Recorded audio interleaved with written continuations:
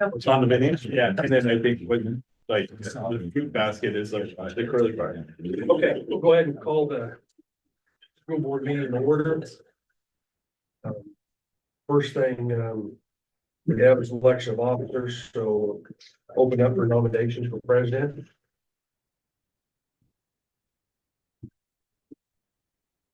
You like to do Jason? Appreciate that. I'll nominate Tracy. Second, first, second.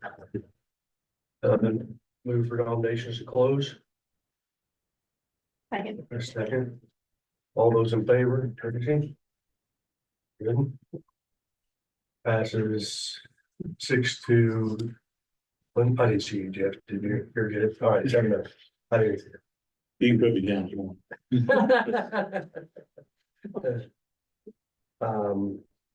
Next thing, we'll open nominations for vice president.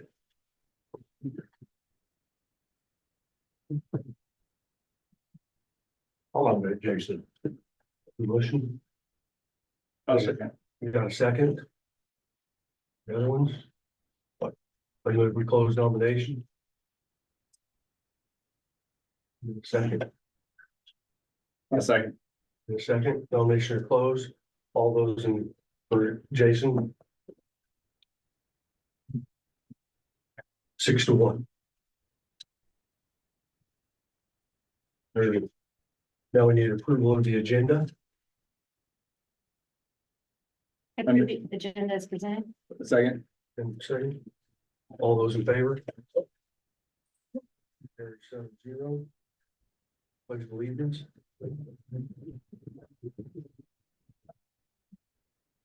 Pledge allegiance to the flag of the United States of America and to the republic for which it stands, one nation, under God, indivisible, with liberty and justice for all.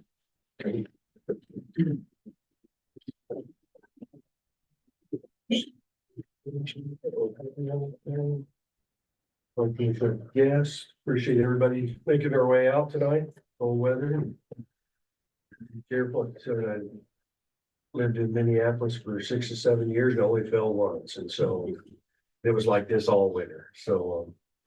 Glad everybody made the effort to get out here and again, welcome anybody that's watching it on the video. Citizens open forum with one person. The board appreciates patrons taking time to talk to us about our policies and procedures. We set aside this time every meeting to hear from the public. Your comments should be directed towards the policy or the procedures our administrators established to carry out those policies. This is not appropriate time or place for patrons to make comments of a personal nature about any district employee or student. Persons making comments which violate the privacy rights of district employees and students will be asked to stop speaking or cease their remarks. If a patron or parent has a concern with one or more employees, the board will refer that person to the appropriate administrator, and the board will follow up at a future meeting. Person speaking will be allowed no longer than 3 minutes to express their opinions. Thank you for taking the time to discuss business districts with the board. So with that, Susan.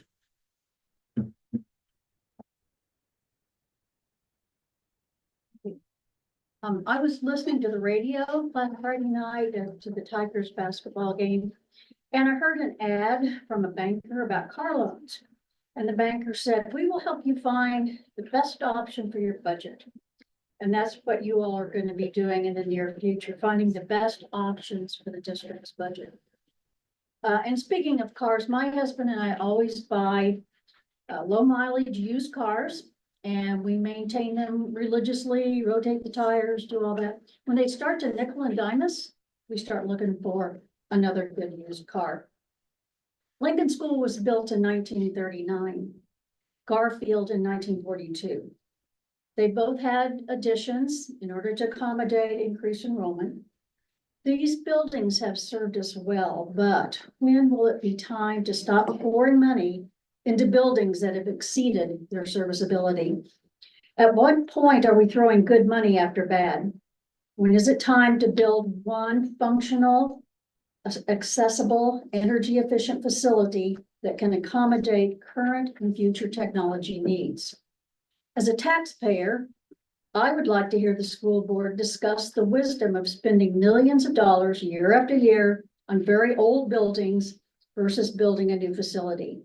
I am not suggesting a Cadillac, just a well-built, functional building that allows us to look to the future.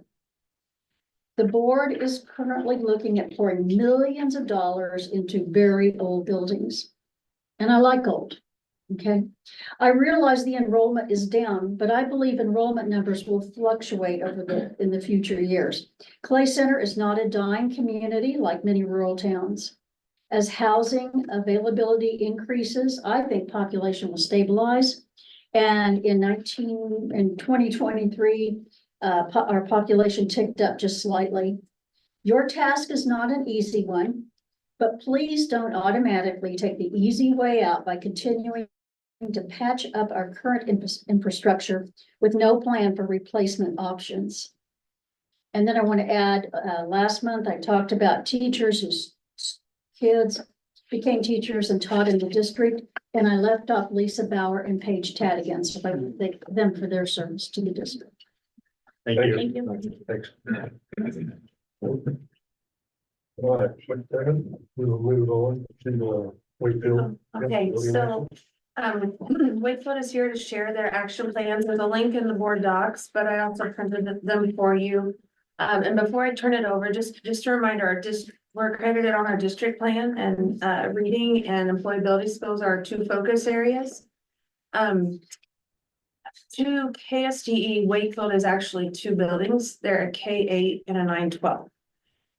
We don't actually turn a building action plan into KSD. It's what we use to operate and support our district plan, which is turned in. So they wrote their plan as more elementary secondary. So they have a K5 focus and then a 612 focus. And so Mr. Moneypenny is here, and I'll let him introduce his co-pilot. Today I have Chris Freeman. We were gonna have more people come, however, doing the Scholars Bowl today. And it was all hands on deck. We had some people kind of cancel, so we had a lot of other people fill in. Seeing how that was a two buildings, however, if you kind of look at the action plans, the goals up top are different, but there's some of the stuff in there that is the same as goes along between the two buildings. So we're not gonna waste your time by reading the same exact thing twice. So what Chris and I are gonna do is I'm gonna share some goals, the goals from the elementary. Chris is gonna share the goals from the secondary. We're gonna kind of go through the top of the big goal, number one, for myself and Chris, and then we're gonna go to number two, and then we'll kind of, then we'll get on to the other parts where they're basically the same. So the elementary goal, we are gonna increase the percentage of students from the level 1 to the levels 2, 3, and 4 of the ELA Kansas assessment by 2% by the end of the cycle. That is in 2028. That is the goal. Now I'm gonna let Chris go with the. Our first big goal on our secondary is increasing the percentage of students in levels 2, 3, and 4, so there's a little difference there. On the ELA Kansas assessment, up by 2% per year from 47.08% to 57.08% through the end of the cycle. And the reason for that is that the level just 1 to 2 is elementary tests a lot more kids than grade levels, and just secondary. Secondary one teaches 1, so you're able to have a higher percentage of moving the kids from level 1 to 2, 3, and 4. Actually, it's a achievable path for us. What's the second goal is we're going to decrease chronic absenteeism in our building. The rate will be 9% or less by the 2028 by the end of the cycle. That's secondary, again, decreasing our chronic absenteeism rate from 24%, which it was in the spring of 2024, down to 12% by spring of 2028. We were looking at some numbers, we were already turned it down to 19.7%. And then there was a student who, there's a student that actually missed the last 10 days due to something that was unforeseen accident that they had. Actually, we'll put our numbers closer to 18%. So we're already seeing improvements there. I would say a lot of it's credit to what Mr. Moneypenny has been doing and pushing policies and leading us well, just getting kids excited about being in the building. The only reason we mentioned that was because this student had perfect attendance up until the last 10 days and they got in the accident. So that obviously decreased it by 1%. One student in the population of Wakefield really affects the number. So when we were looking through that, we thought that data point was just huge as far as a student with perfect attendance. Was happening to be in an accident, wanted to come to school, but was told by the doctors, you can't come to school. So it was one of those things where when the principal was telling the well, telling her, you need to stay at home for your best health. It's kind of hard for me to say that, but for her best interest, it was better for her to stay home. As far as the process we did is as we met as a building leadership team, we assessed the goals of what goals we thought, would formulate the best plan. Then we took it to the staff. We had the staff give input. We took it all back to the building leadership team, and we formulated the best ideas to come up with the best plan moving forward for 2028, and just trying to get everyone on the same page.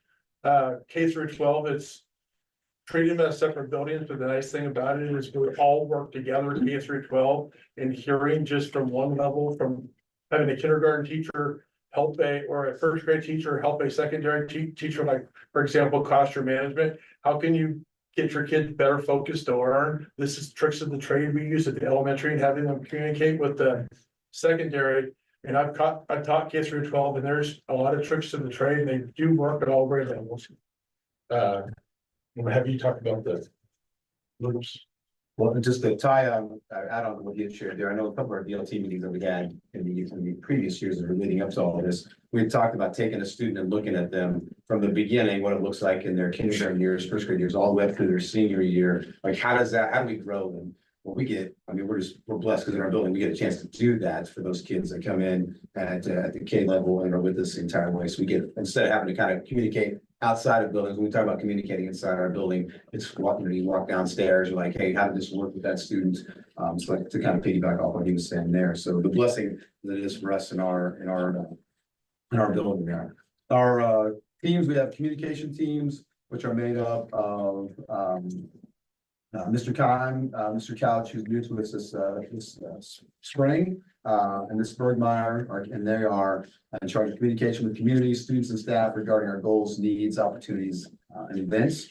And then our care team, which is the care team's oversight, includes employability skills, which are mentioned, citizenship, mental health strategies, which is part of our goal 2. The care team does check-ins with families, wants to provide any assistance needed, and helping new families acclimate to the school and community. And that's Miss Looney, Mrs. Ramirez, our counselor, Mrs. Butler, and Miss Wormhole. So we got a mix of high school and elementary as well throughout some of these.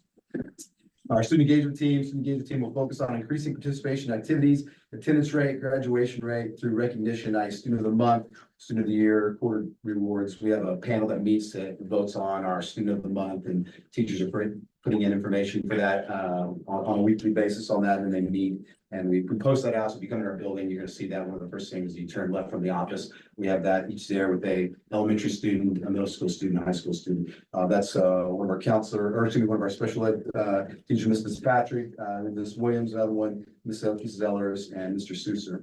We have staff resilience and recruitment team. Staff resilience and recruitment team focuses on providing morale boosters throughout the year and assistance to new staff. The team collects information about staff members to learn about their likes and sends this out in case any thank you gifts or gift exchanges occur throughout the year. That's myself, Mrs. Dumbler, Coach Steppy, and Miss Beauty. And I will say, Shelly Knizzle's name is not on here for that, but she was right in that we, or Miss Melinda in the office, so we lean on for a lot of those as well. The academics team will focus on analyzing progress for identifying goals through screeners and assessment data. That's Mrs. Adams, Mr. Yee, Heike Bobby, Mrs. Blackburn, Mrs. Simon, Mrs. Hughes, Julie Hughes, who was we share a couple of our teachers at the high school as well here at Play, and then Mr. Cole Crabtree as well. So those are our teams that we need fairly, I would say regularly, but we have PLC time, and then as need arises, or as we can on our own, fit that in, whether before school or after school, as issues will come up, or as we plan events for our staff and our students. Any questions from?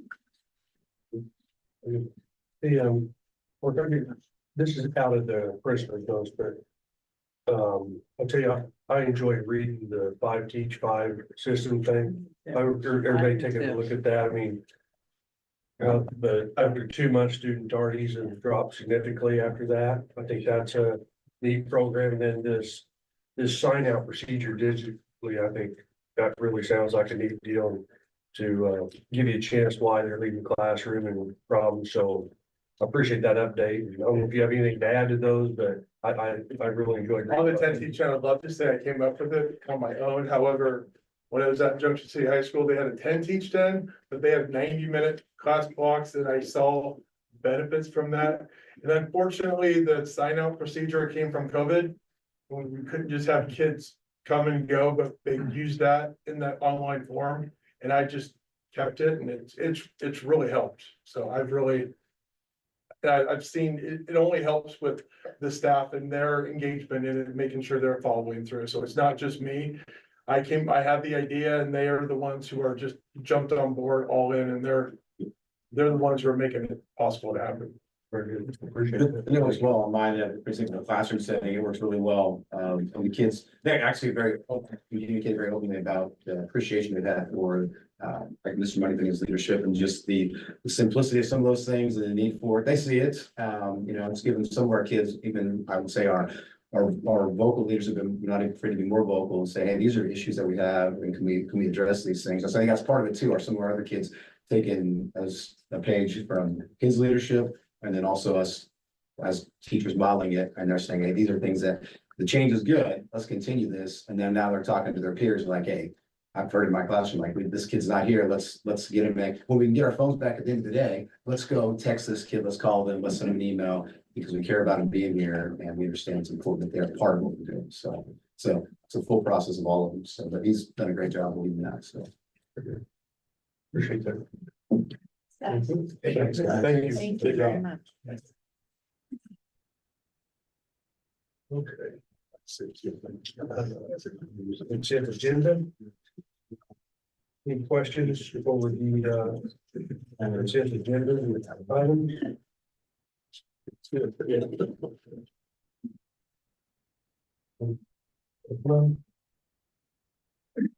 Principal reports, the chronic absentee numbers are excellent. Those are great improvements. So appreciate all the effort going into that. Those reports are just handy. I mean, they're kind of neat. You find out what's going on in each school, and so very, very, very helpful to get those and get a chance to read them.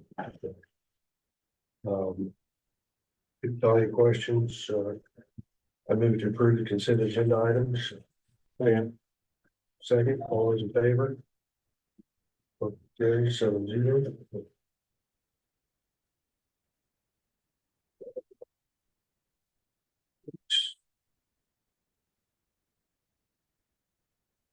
All right, reports. Versus a policy board reports, comments. Thank you.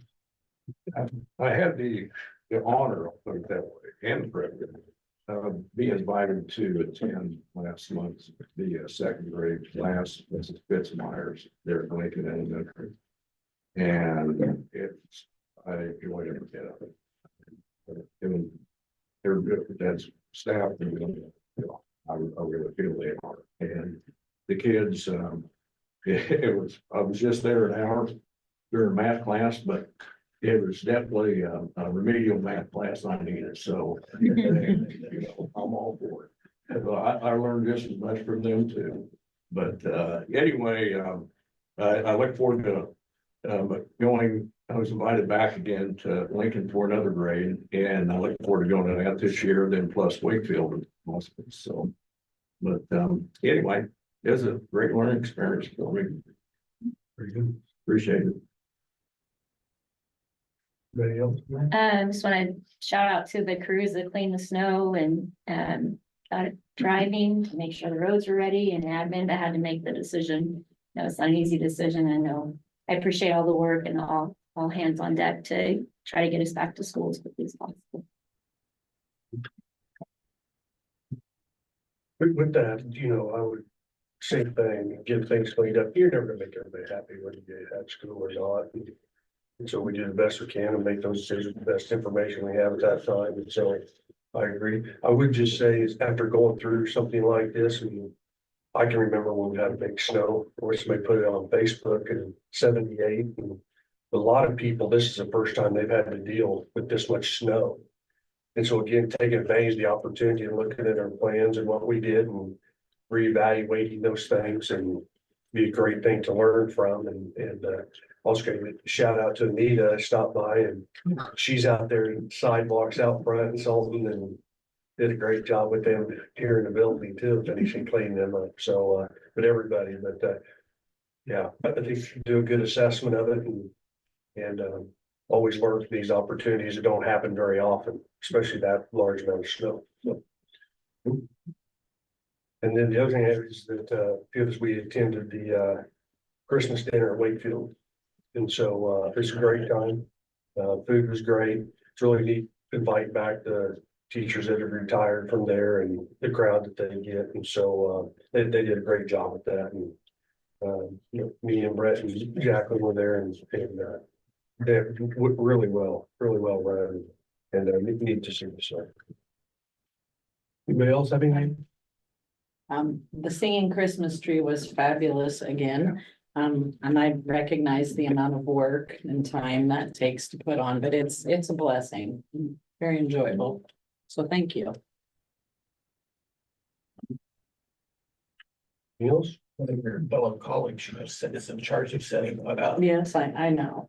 And tearing down. Probably. I'm sure it meets OSHA standards, but we'll let it slide.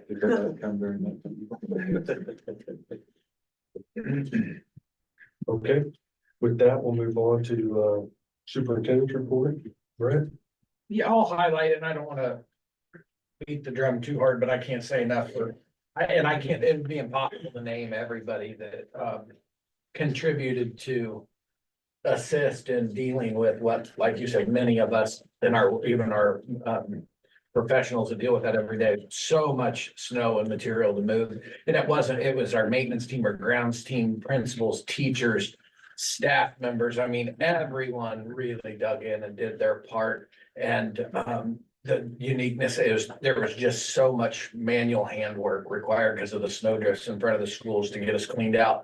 It wasn't perfect when we came back to school on Wednesday, but we felt comfortable and we knew how important it was to have our kids. There was several community members that even kicked in. Joy Lund's husband. There was so much snow in the high school parking lot.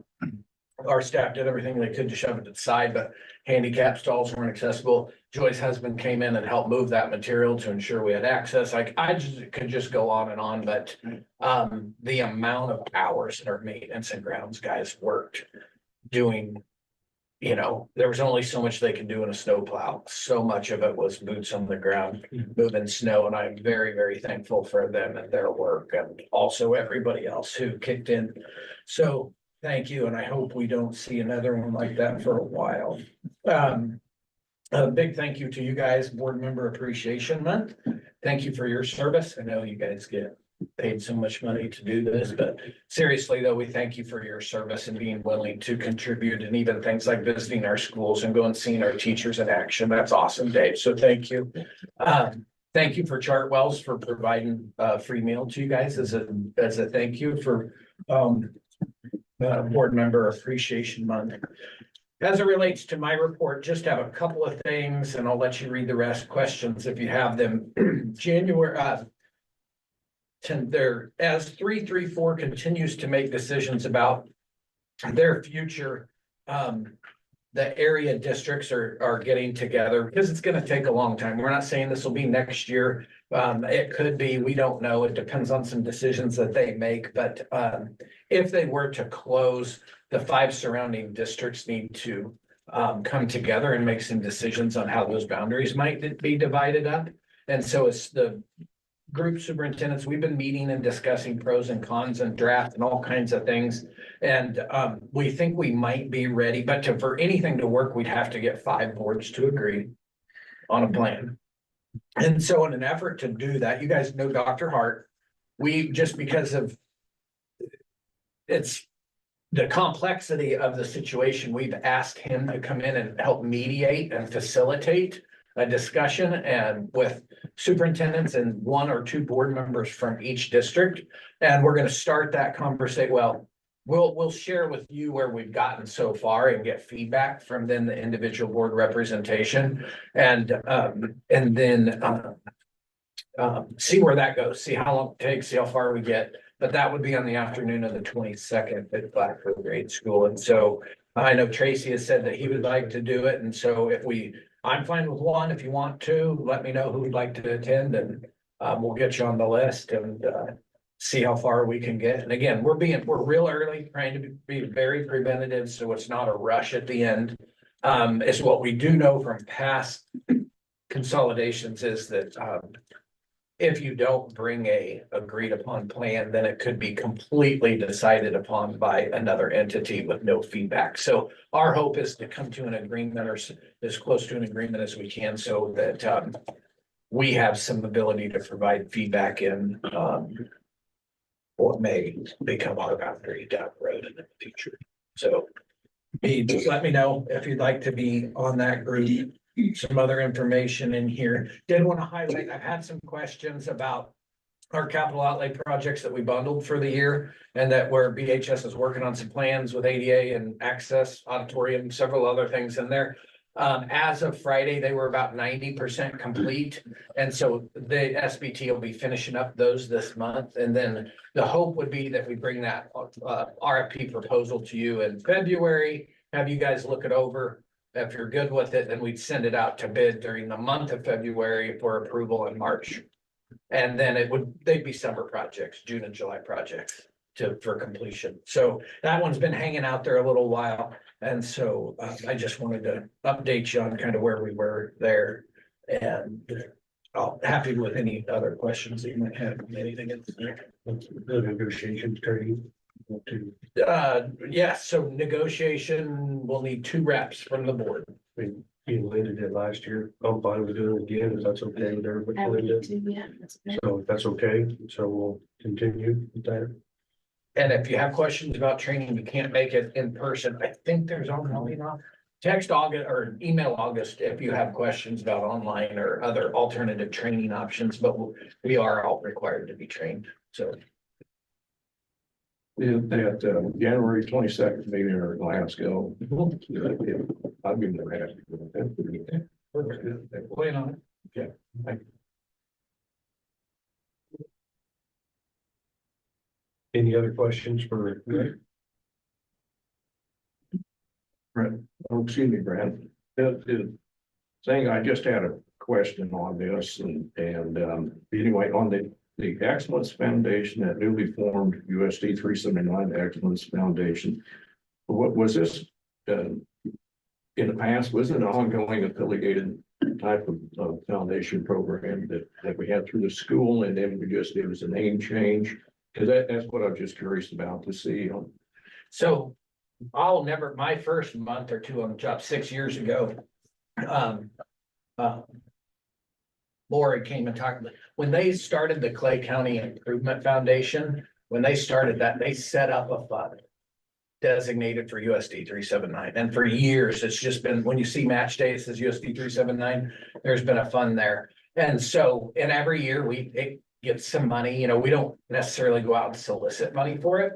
But every year we collect some money. And so, as you know, we've had our recruitment and retention committee, staff recruitment and retention committee, and another committee kind of gearing towards what can we do to recruit and retain staff. And so those 2 groups kind of ended up combining. And instead of calling that fund USD 379, we're naming it the Excellence Foundation. So it's just getting a new name. It's not a new program. And so the second piece to that is the stewards donated $40,000 to the overall Clay County Improvement Foundation, designated for USD 379 students and staff. That was it, just to be used. And so as Matt's our kind of rep with that group, and so our goal is to utilize, try to attempt to utilize that fund. Again, it's been there forever. It had kind of sat there with a couple $1,000s in it or whatever. And with that Stewart Foundation money is what we did. They said, well, what do you guys want to use this money for? And so our goal would be to use that for recruitment and retention efforts. And one example was at our kickoff back in January, they used, $200, Matt? $200 to buy some gift cards and do some raffle tickets and some fun things. And so we don't have a complete vision for it, but once we get it up and going, it's what our thought was in our financials each month, any money that's spent out of that fund, we'll just put a report in the financials, so you guys know what's going on and what we're doing with it. But there is a group of stakeholders. How many are on that committee, Matt? 7, 8, 10? It's representation from every building, plus a couple community members. So we'll say, okay, and that group will be the first, okay, here's how we kind of want to spend some of this to help recruit and retention efforts, but and then that board kind of makes that decision, so it's not just one decision maker on that. But again, the stewards said this is dollars for anything to help students and staff of the district. And so I don't know what it'll morph into, but we just felt like it needed a new name. Just calling it USD 379 was kind of generic in general, and Matt's kind of leading that group and has some really excited and willing staff members who are very excited to do things to help retain staff, just those above and beyond things that we can't do with district funds. You know, we can't buy a gift card for a raffle prize with public tax dollars. We can't, it's hard for us to go out and buy, things that general businesses can do for their people. That's kind of the hope, is that we can do some above and beyond special things for our staff that we couldn't normally do. Is Matt, does that fit the bill? Fair enough. Yeah. Another example is we had a informational night for the young entrepreneur group at Grove Clay County starting. And so that our Excellence Foundation paid for the meal for staff members to go and learn about that group to see if they wanted to join. Trying to get our young teachers connected to the community so they're more likely to stay here is kind of the idea. Okay. So What's the other 30,000 used for? we don't know yet, and we don't have access to it. If we want to use it, then we have to give a proposal to the Improvement Foundation Board. Is that right? Correct. Yeah. Yep. So if we want to use it, that committee would have to say, okay, here's our plan, here's what we want to use it for, and they would have to tell them what the plan was. So does that money come from CCIF, or does it come from the Clay County Education Endowment Association? It's CCIF. So this printed here is not correct. The money was given to the endowment, which is a fund within the Improvement Foundation. So there's a fund in the CCIF for USD 79 and for the Clay County Educational Endowment. Correct. So there's two funds. But we don't control the Clay County Endowment. That has its own Correct. board. Okay. But And that's who the stewards gave the money to for the use of USD 379 students and staff. Well, and then it says the best interest and use for the students of USD 379. I think So staff retention is gonna be the best use for the students of USD 379. I would hope staff retention would. Well, I just- Okay. And there's sky's the limit, and that board, as far as I know, has to approve any use of those funds, and it was very generously and Yeah, there's like, wide range. there's like 50 funds in that CCIF, so that's why I say this says it from the Educational Endowment Association, not from CCIF, but it went through CCIF to the Endowment Association to us, Correct. That is. so it went to 3 different people before it got to, it's or we're the third option. a lot of movement. Okay, well, I'm just saying, there's Yeah. a bunch of funds, so. Didn't we get a Patterson grant help with that too?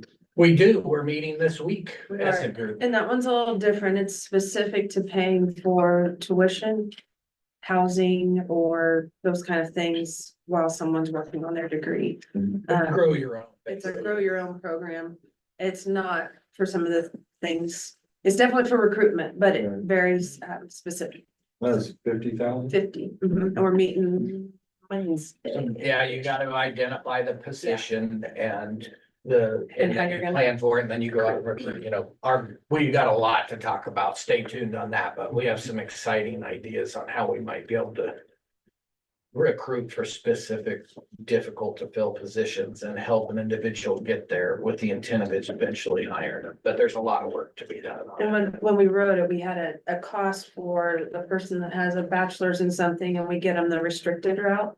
Or somebody from the very beginning, starting year 1. two different costs, so.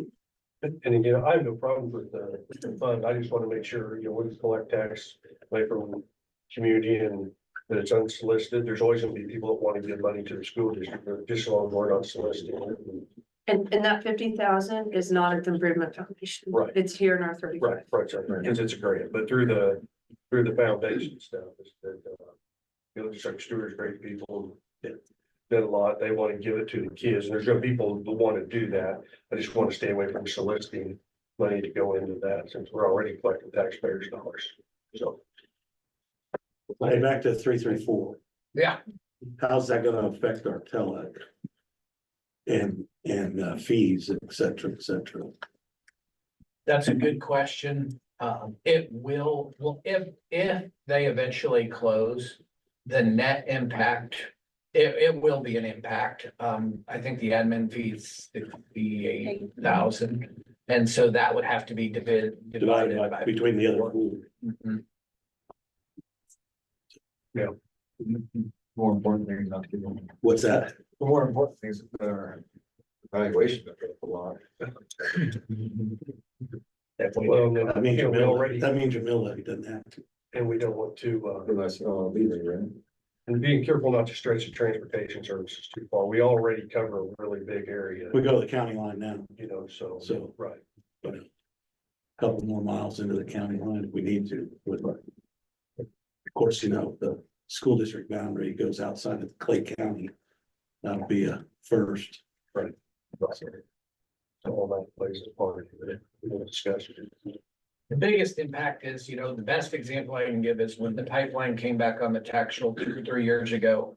That assessed valuation went up 27 or 29 million, something like that in 1 year. And it was actually a net decrease in revenue for us because our state aid plummeted so much. And so but it's all relative. As our enrollment declines, our assessed valuation per pupil is gonna be more. So our state aid is gonna go down, but it's impossible to predict what it is because it's all in relation to how all the rest of the 268 districts do. But my fear in being too aggressive about more land is I'm still collecting some data on this because I don't want to, don't hold me accountable to it, but based on what I know to this point, if we take on a bunch more land and increase our assessed valuation, it's gonna actually have a net decrease again for us until we're in the top 10% of assessed valuation in the state, which probably will never happen. But we'll keep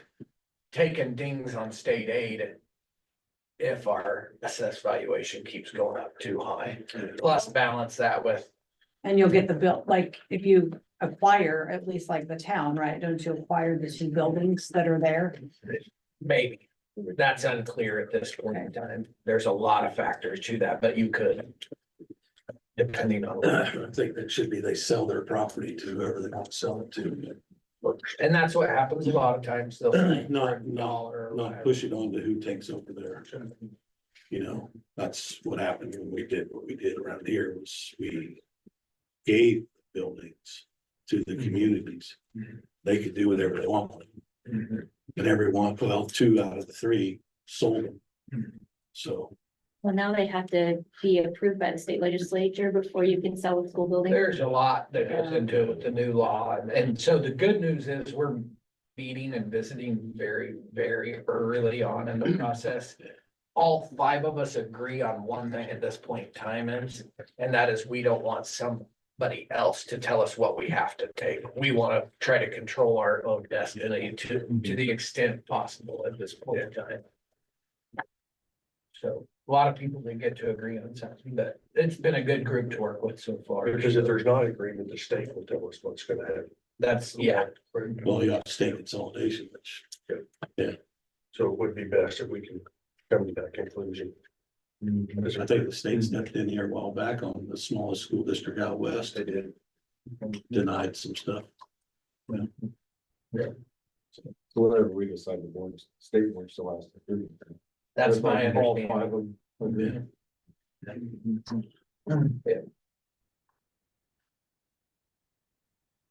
Anything else? Thank you, Rick. Yep. Thank you. Great. Anita?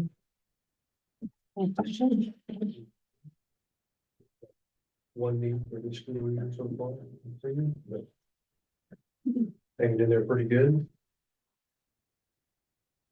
That was an interesting scenario with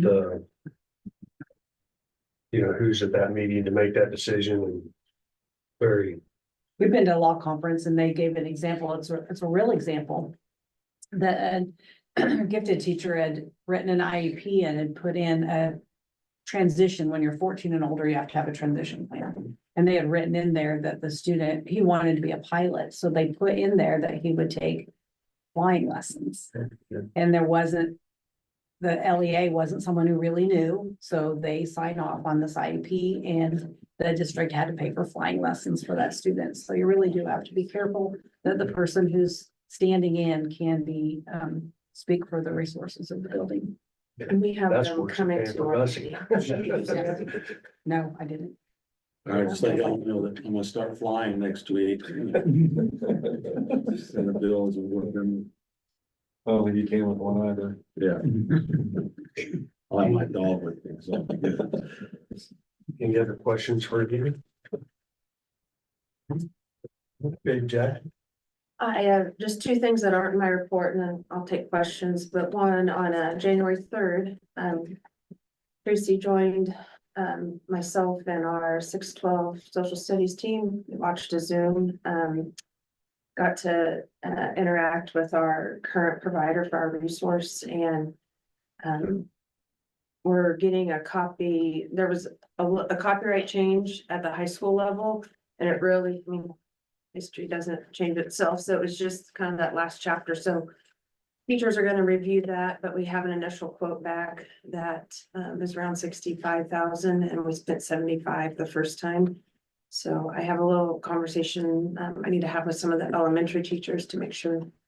They're pretty good to go on what they're doing, but I thought that went well and Very informative for me, the technology that's available out there and how well our current teachers use it, and so it was very good. How long is that renewal for? 6 years. Oh, that's pretty cheap. Yeah. It and I think they do a nice job. I think Tracy can see this too. They do a nice job. The teachers do the computer, yes, but they have the hardbacks available too. I was up at the high school one day last week and helping a kid with something on Schoology and he said, that's fine, but I actually check out a hardback book. And then the next kid I went and helped, they like the online book. So, it's nice because they have a little of both, which has been helpful. So. I mean, they have classroom sets, so the books stay in the classrooms and so you don't have to buy more than, but I think it's a good system. I enjoy being a part and being able to listen. And then the only other thing I don't have in my report is as far as the Power School data breach goes, we've asked if ours was compromised. I think I want to reiterate it. It was a data breach, not on our end, on their end. And so if that's happened, we will make sure that families get any information Power School has out there. Any FAQs or information they have shared, so. It's unfortunate that That's the world not we just live us, in. but it's the world we live in. And then, it kind of makes you think, oh, to protect myself, I have to go online to do another thing. Like I don't know, vicious cycle, I think. It's also how important that we do keep up with that technology Yeah. and secure and doing what we can control, so. Yeah. Thanks for getting all that. Yep. Intermeshed, so we've seen, got that sent out, so thank you. And I added attachments, just it's state assessment stuff. I thought it'd be interesting for you to see some of the different roles and description of the categories and then just over the calendar overview as well, so. Any questions? Yeah, Brittany? Very good, thank you. Move on to discussion business items. 4 is approval of the board meeting dates. Which the dates were in there, so the second Monday of each one will have occasional special ones, the one is in there for June 23rd. But I mean, and that can be adjusted, but we're just planning on it because it happens. We're just voting on the regularly scheduled ones of the second Monday of each month. Everybody good with that? Okay. And because the June one's in there, you wouldn't have, it wouldn't be a special meeting. The last few years, I've called a special meeting on that week anyways, so you guys can approve transfers, and it was like, well, why not just schedule it now? Because we know it's gonna happen, so. That's the purpose of that date in there. I move to give final approval to the resolution to establish regular meeting dates on the second Monday of each month, Including the second meeting. including. at the Sorry, I should add that. Including June's extra meeting. Thank you. In a second, all those in favor? Motion carries 7-0.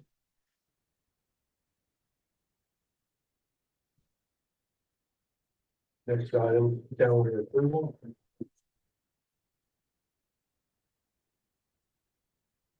You have anything you want to add?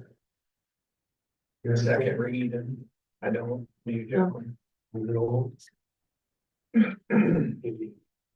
Here's, give you my thoughts on this and then go is that,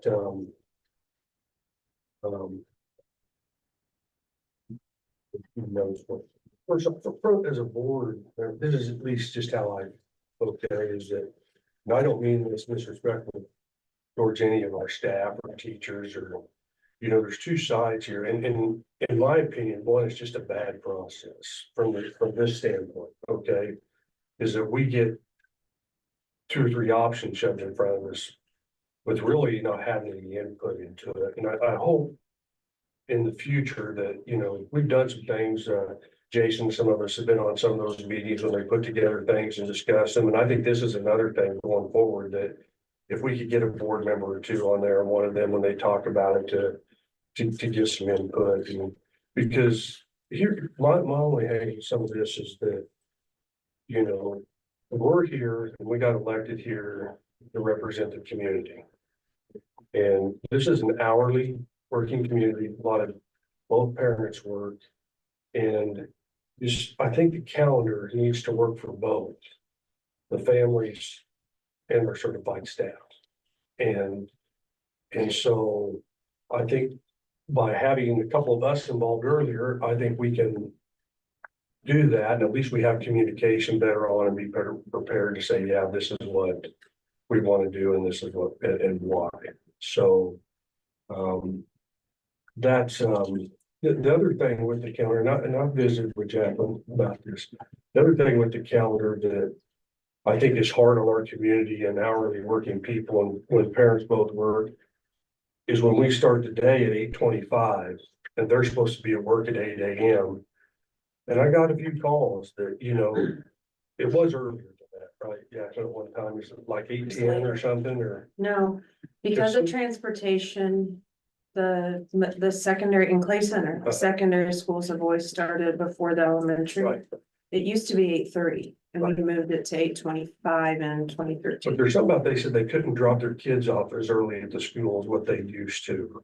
Is that they used to be able to drop them off at 8:05 and get to work, you know, 5 minutes later, get there by 8:10, that was good, but now with the way things are, they don't get to work till closer to 8:20 to 8:30.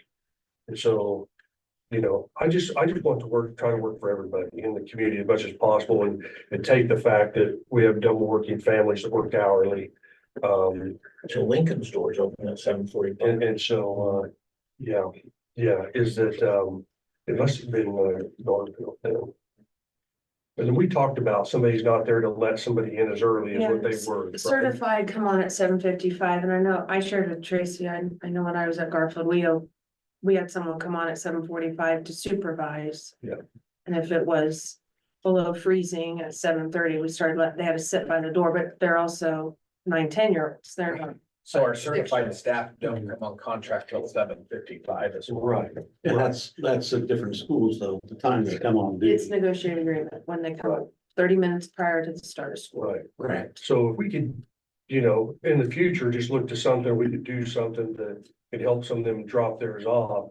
So if they gotta be to work at 8 o'clock, they can at least get there by 5 after 10 That's all I'm looking for, to look out for those families they're working hourly, that have kids that need to get to work and so those would be my 2 comments about the calendar.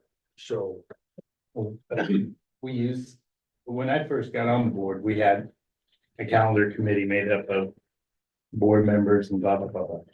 And this is much better than that. You never get anybody, you sit around and nobody agrees on anything. It's really hard to build with a group. You No, I have, get that. you have to have a Don't you little like 2 or feedback 3 will come in. groups? What? Don't you have like 2 or 3 little groups work on the calendar now? Well, they give input, but like the math behind it, you can't just do that on the spot. Sure. And sure. honestly, once you put in what the negotiated agreement says, certain holidays, end of quarter, Sure. really the only thing you can mess around with is Thanksgiving, Christmas and starting, and what you do there dictates your start and stop. Right. So, Right. so that's really when the team comes together, that's what they talk about, is that, Thanksgiving, Christmas, start and stop. And there's been times they've talked about different PD. I mean, I can remember, you both were board members when we had the first Friday of every month was an early release or some, first of all, it was a Wednesday, and then that was more of a district Back when we wide rubbed thing. 2 stones together 30 years. Sorry, stop it. Anyways, 30 so years ago. some of those things, I don't know if you call them trends or just something related to like a district goal. Those things kind of come and go, but the basics of it, there's not a lot of. I'm serious, when I got on the board, we approved the start date and the end date. Everything in between was up to somebody else. Right. Right. So. Yeah. And I know there's a lot of professional development in there now that has to be done and I just want to make sure that we try to work for both sides, and so. That's my comments. Don't know if anybody else has any. With that.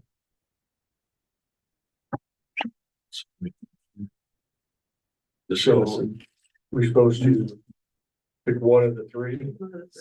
So there's no changes can be made now to any of those 3. Or, And something I had shared with Tracy when we had met. On the spot, no, I gotta go, we have to go back and count, and I don't wanna have you approve something that's 185 or 183, or doesn't miss something on the negotiated agreement, and so, you can ask for something, it just will delay this a month, so. And that's fine, we just need it. So. just for my knowledge, November, Thanksgiving week. Is it possible to give the Monday, Tuesday, but extend May 2 days? And then that doesn't change numbers. So go to school on Monday and Tuesday, Have the whole week off for which Thanksgiving. calendar are you looking at? A. Okay, looking at it. Okay, if you do that, then the teachers are coming back after Memorial Day. And that has always been a goal of the boards for, I mean, I would say quite, not just the boards, I know, and this is a different board, so maybe you don't, it's not important to you guys, but that our staff not have to come back after Memorial Day. My problem. And it is a with paid Thanksgiving- holiday, so you're gonna be paying more money I forgot about that, but you will pay your classified staff that holiday.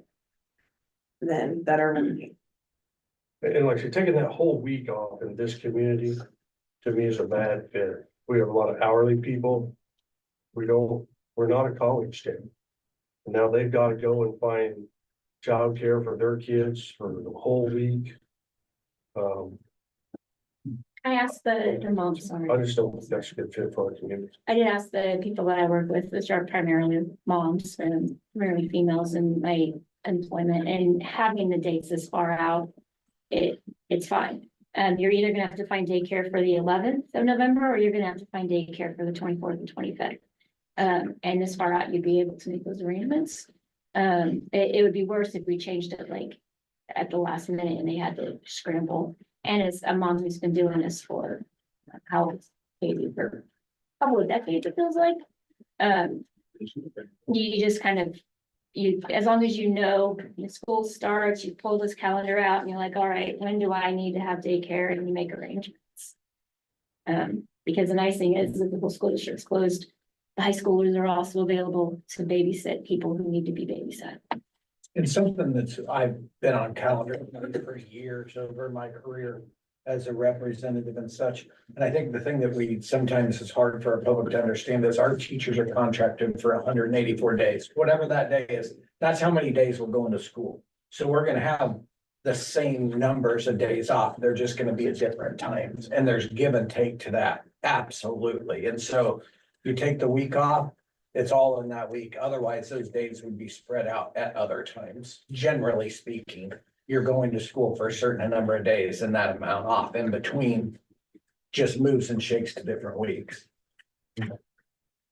I would say as a mom too, my kids are not academically minded Monday and Tuesday before Thanksgiving. They've got 2 days of school and they're having a good time.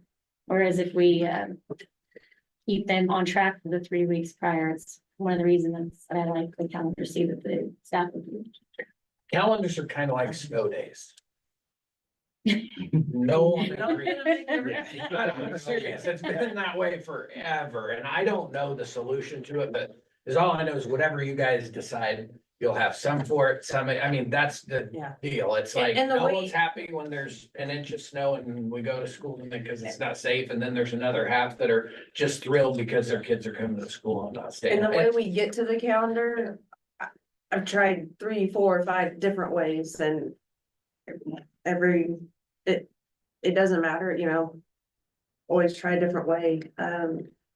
And even in that room, they don't all always agree, or you know, everybody thinks we need to try a different way that we've tried before, but we can always try a different way. When I look at the calendar, you know, at the start dates. Okay, so for example, calendar A, school starts on the 19th. Mhm. But I think of the staff, when you bump that back, they're coming to work earlier and earlier. And maybe they like that, I don't know, but you know, they have to be there way before students start. So you're looking at sometimes a week and a half, depending how long they need to prep and. And I'll tell you, it's all over the board. Some of our teachers, they're like, let's get going in August. So we can get done in May, because I lose them after spring, or I start losing them after spring break. I have some say, I want to make sure we've had a whole week of school before sports practice starts, because then I can establish a good routine before like Keisha sports start. And we've had some say, no, the later the better, like it's across the board on the start thing. I think they all agree they don't want to go past Memorial Day. That is, you know, because there's times they'll say, well, can we go later? Like when I'm with the commit, can we go later? I'm like, yes, you can go later. But that also means now you're coming back with kids after Memorial Day. I'm like, oh, that's not gonna work. So, Did you have something on calendar B, you could move it, like what Shannon was asking, you could move it back a week and still get out, and get the 2 days of Thanksgiving and still get out on the 28th. mhm. If you, like the 2 days at Thanksgiving Yeah. would move to the last day of school would then be the 19th. Right, but move the start date back a week and the out date back a week. Yeah, those 2 days. Anyway, I was, Yeah, because you're getting out on the 19th in May on calendar B. Calendar A also like the fact on the 12th, that's the day they can start practices. So that's all tied into the same thing, isn't that, I believe. No, that's right. Keisha's the week of the 18th. Or the first day of class, that's first week of class. Yeah, so that's, get to start you get a practice. practice before, yeah. Yeah, otherwise you're going to school for a little while before you can even start practices. You know, and that, to me, that doesn't make That's the way it was this year. a lot of sense. Yeah. They start school on Thursday and practices Monday, following Monday. Is it a swollen frog? I'll make a motion, doesn't pass, and we'll make another. You know, gotta start somewhere. So I move to approve calendar A for the 2025-2026 school year. Second. Motion is second. All those in favor? All those opposed? Motion carries 4-3.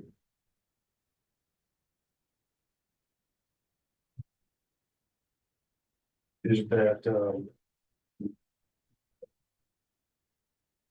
next up is the, Can I ask a question? Yeah, sure can. So if we. It's already adjusted, scratch that, answer that question. Never mind. Got it. I will ask the question too. If we're not going to take the input that's provided by the vote, then we shouldn't ask our employees for the vote. I think that's a pretty big slap in the face. I don't take it as disrespect, but I'm trying to weigh for the staff along with the people in the community. From what I'm being told, so, you know, I think the world of our staff and our teachers is that at this point, I think that, in my opinion, calendar A is best for the community. You have site council representation on there too, so. And site council, and for the people the that have come community, to you so. with concerns, encourage them to join their local site council. We'd love to have their input. If they're that passionate about it. All right. Very good. That, next up is the, discussion is the policy updates. Second read. Yeah, second read, the only thing we would need clarification on, if you approve the policy updates for KSB would be which fundraising option we want. Okay, so it looks like to me, just by going through them again, is a lot of it's just changing like superintendent to superintendent or designate is what a lot of it is, and there's not a lot of major changes there. I'm all good with that. On the fundraising policy, it did, you know, the state, KSB did come out with the recommendation, read it. I think it's very good. It covers a lot of loopholes. That's not in ours. And then, you know, Jacqueline put these options there. And then, That says June, Tracy got that, that should say June. yeah, at the option 2 on that second digit should be January through June, but after getting this and thinking about, I think doing it, basically you're doing it by semester here, I think is a smart way of doing it. That for the April meeting, we would approve any fundraisers for July 25 through December of 2025. And then by October, we would have any fundraiser that they wanted to do for the second semester to look at. And so I think that's a good idea to do it by semester. Again, not looking at a complete overhaul. Jacqueline, good job. I just think they need to come before the board and get our approval. You know, so my recommendation would be that we approve the updates along with the new fundraising activities with option 2 of the choices. Yeah, that's a motion. Second. Motion is second. All those in favor? Motion carries 7-0. Then as you put So that together, anybody that raises anything outside of USD 379 students isn't coming to us. Right. Which is probably 95% of the fundraising that goes on. Just gotta understand that. well, I don't want it to change what we're doing except for approving it and some of these, there's some, so here's what I think. So we put the other one together. Maybe we need to go back and do this and approve the one updates now. Go ahead and have Dusty put together, piece that into the fundraising activities and bring that to us next month. I mean, I think what he's just saying is that most. of the You're not community gonna see, members you're are not gonna even see 57 a now. ton of fundraisers come to this board because 95% of it's done outside of this, it's not school people doing it. Those youth. Well, I mean, youth- Jacqueline, I think those it- sheets, there's quite a few on those sheets There's that quite we a hand out few. to. We don't yeah. control the booster clubs. Right, Those right, things at but those all. groups and stuff, there's quite a few of them on there. Those are the ones I want to, that we're doing within the schools. Just have a chance to look at and say, yeah, Are you gonna deny any? what's that? Are you gonna deny any? You know, I did bring up the point that when we get the thing, if they don't raise a whole bunch of money and we're soliciting the hell out of people, then maybe we shouldn't be doing one. You know, I do think that's a possibility. Well, then you just take the option of somebody to do it or not do it away. Yeah. Because anybody that's approached by anybody raising money has the ability to say no. Right. So, I mean, to I me, do like the point you said the one time though too, where you saw somebody, we want to try to raise $500 or something, and they're like, well, that's good, we ought to be able to find that in something, if we can Right, come up we with go that and get it from without. taxpayers, we can say, hey, we can find that it $500 somewhere or something, you know, so. You know, so, yeah. I guess one other example I thought of is I saw Wakefield with all the snow down there, and they were asking for people to come clear driveways, and there were the kids raising money for their trips, and they said, hey, all these kids are raising money for their trips, let us know, and they'll come clean your driveway or whatever, and you can donate to their cause. That's not gonna be pre-approved. That's not us. yeah, Okay, trips That's outside private. of school. That's like the eighth grade who go to DC. That's why I said the same it's thing. not, okay. It's on their own. yeah.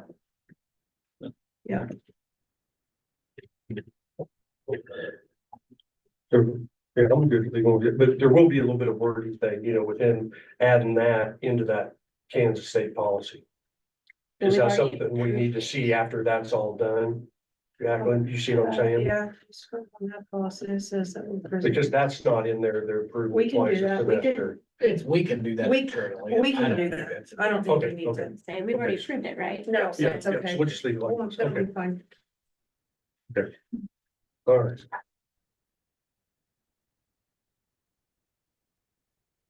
Let's see, I think, budget reductions.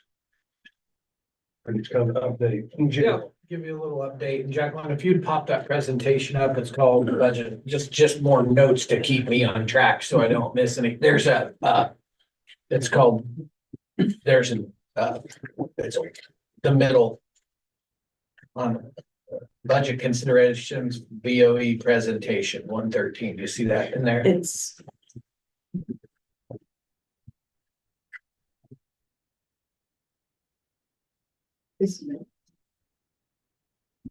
You want me to try it? They got it. Like, well, That's how you try. I've written. Not written. Okay. Okay, first one, and there's two links. So kind of why are we here? Just as a quick reminder, if you'll click on that first link, if you wouldn't mind, Jacqueline. So, and you guys have seen this before. It's not anything new. Of course, you need access. Maybe you should try. Hang on. Are you not on your Google? Nope, I'm on Whose are you on? board clerk. Huh? Board clerk. I'm on.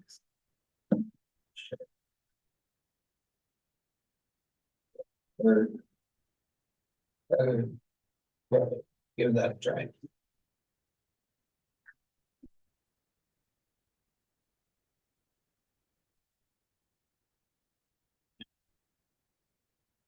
There we go. Go to the third sheet. So I hopefully you can see this, but so you guys know we're all down 57 students this year. That doesn't impact us until next year's budget year. We have put together a committee that we're looking at these things. We've had some outside support to help us do some projections. So we use the last 15 years or so of birth rates in Clay County compared to actual enrollment. And then half of the verse because you cross years, right?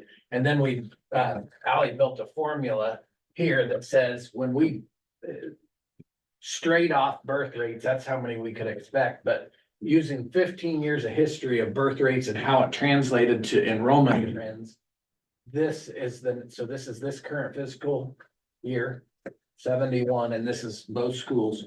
This is the next 3 years that we can expect.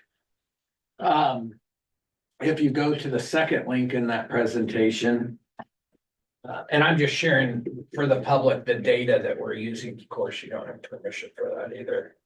I got it. You got it? I don't know how, yeah. There you go. Okay, good.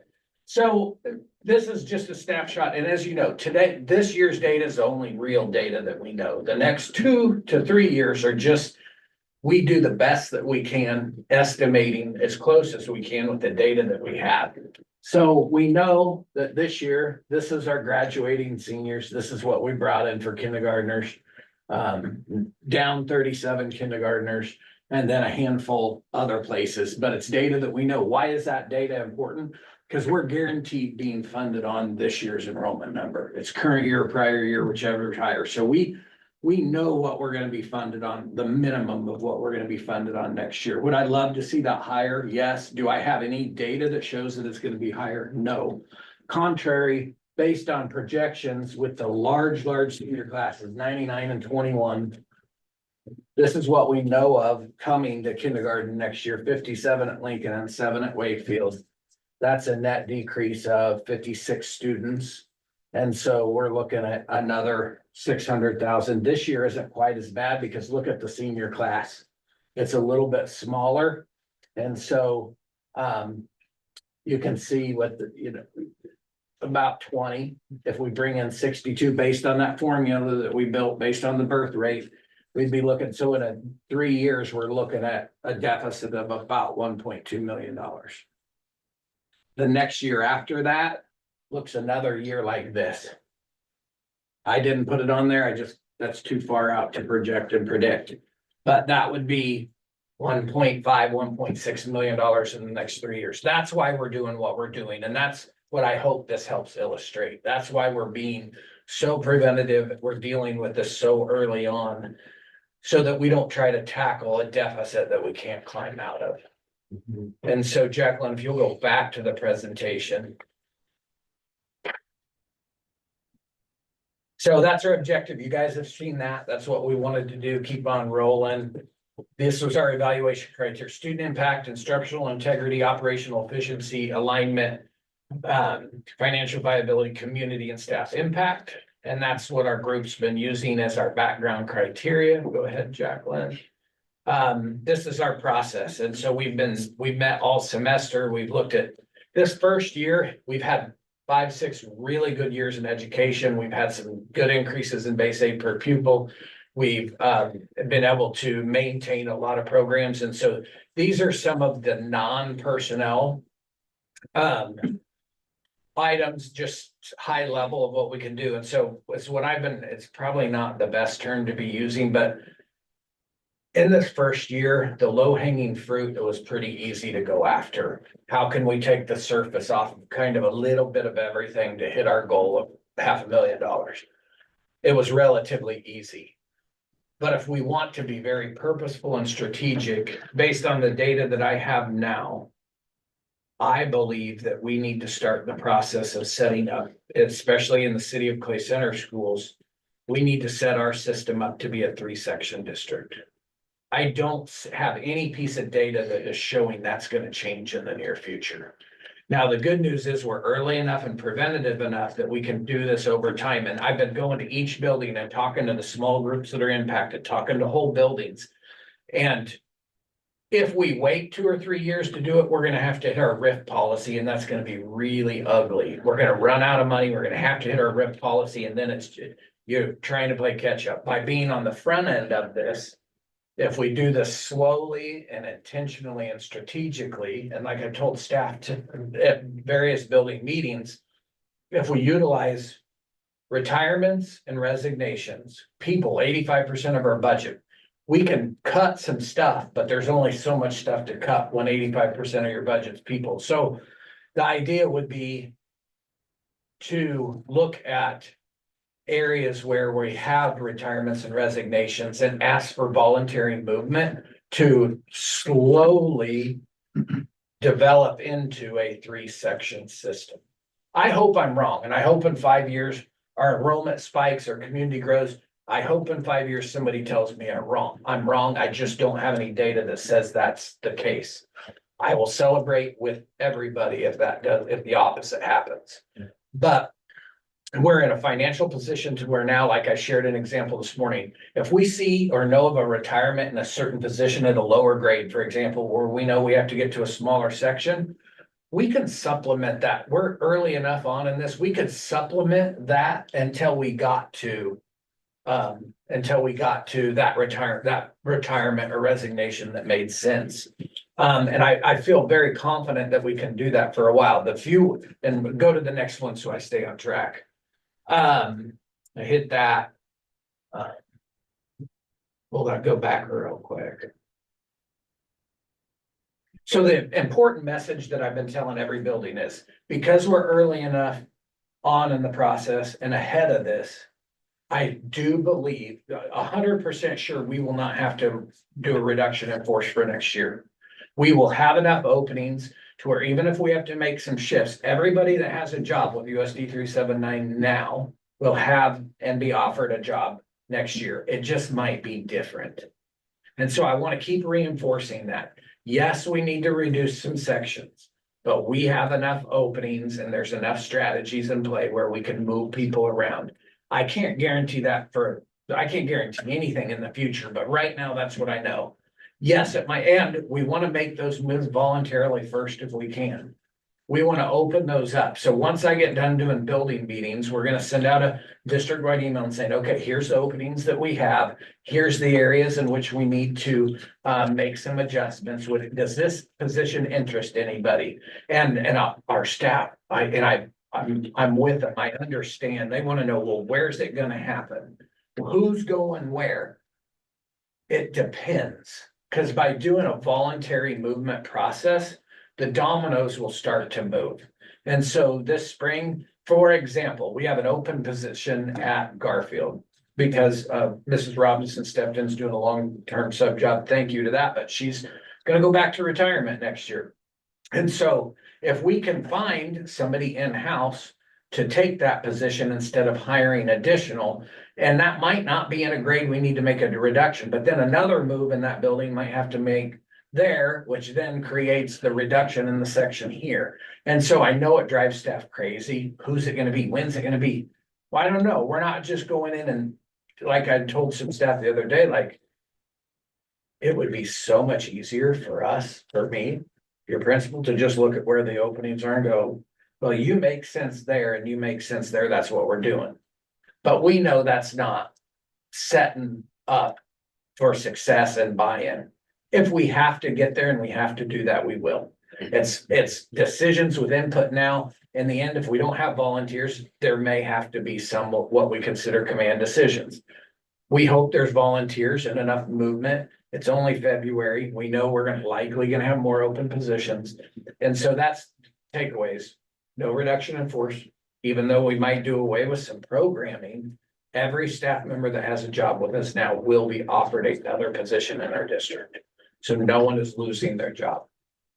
We're in good shape now. If we see things 2 or 3 years out, we can supplement for those things. Short term, supplementing, those are one-time monies and it takes a long time to build up reserves in the school district. We can use those for times like these. If we need to be more strategic or wait a little bit longer, everyone just has to remember that once you use those reserves, they're gone. And it takes a long time to get them back. So I've talked about building talks. I have tried to stay on that next one. Yeah. So I have had intentional discussions with smaller groups of people who are likely, and I keep using the word likely because we just don't know. If I could tell you exactly where that change was going to be, I'd tell staff. But because we're doing it with a volunteer approach versus a tell approach, it depends on where some of those changes might occur. And so I did have some small group discussions with those people, so they didn't have to hear about that in a bigger group. Now we're in the process of building talks. Some of them were canceled because of weather last week. My goal was to be done Friday. But now I won't be done till Friday morning. It'll be the last building. And so once those are done, we'll get some district-wide communication that follows up, that reinforces what we said in those meetings. And again, asks for what our needs are. And so again, this year one, a lot of moving parts, a lot of things. I feel very confident that we can hit our tier one goal without being too disruptive. Yes, it will mean change for some people, but relatively unintrusive. And I know that sounds insensitive to those staff that are going to be most impacted in those grades that have been together for a long time, that have done a certain job for a long time. I understand that. But at this point in time, and I said at every building, we're open to ideas. Like if you see something or you think of an idea that you think is better, please share that with your principal. Your principal can then bring that back to the team that's been working through these reductions, because I'm sure there are things we haven't thought of, and we're totally open to feedback and ideas. At this point in time, it's just really hard to not make staffing adjustments where enrollment numbers are so significantly different than any other grade in our system. And it is those early grades. And everyone needs to remember, as these smaller classes go through our system will adjust to that. This is a long process. This is gonna take a long time. But again, the good news is we can take our time. It will get harder and harder the more years we hit. We can start getting some relief. You saw in 3 years where we hit the 72 graduation number here. That helps a lot. It's when we're graduating 90s and 100s that just really hurt, that we have to make up for those. And then finally, I think the last slide, some wild cards, next steps. The big ones for me, continue communicating with staff who will be most impacted, continue to be open-minded and listen and try to think of other ideas that might be able to free up some revenue. And then the real wild cards for me are more legislative, that are more out of our control.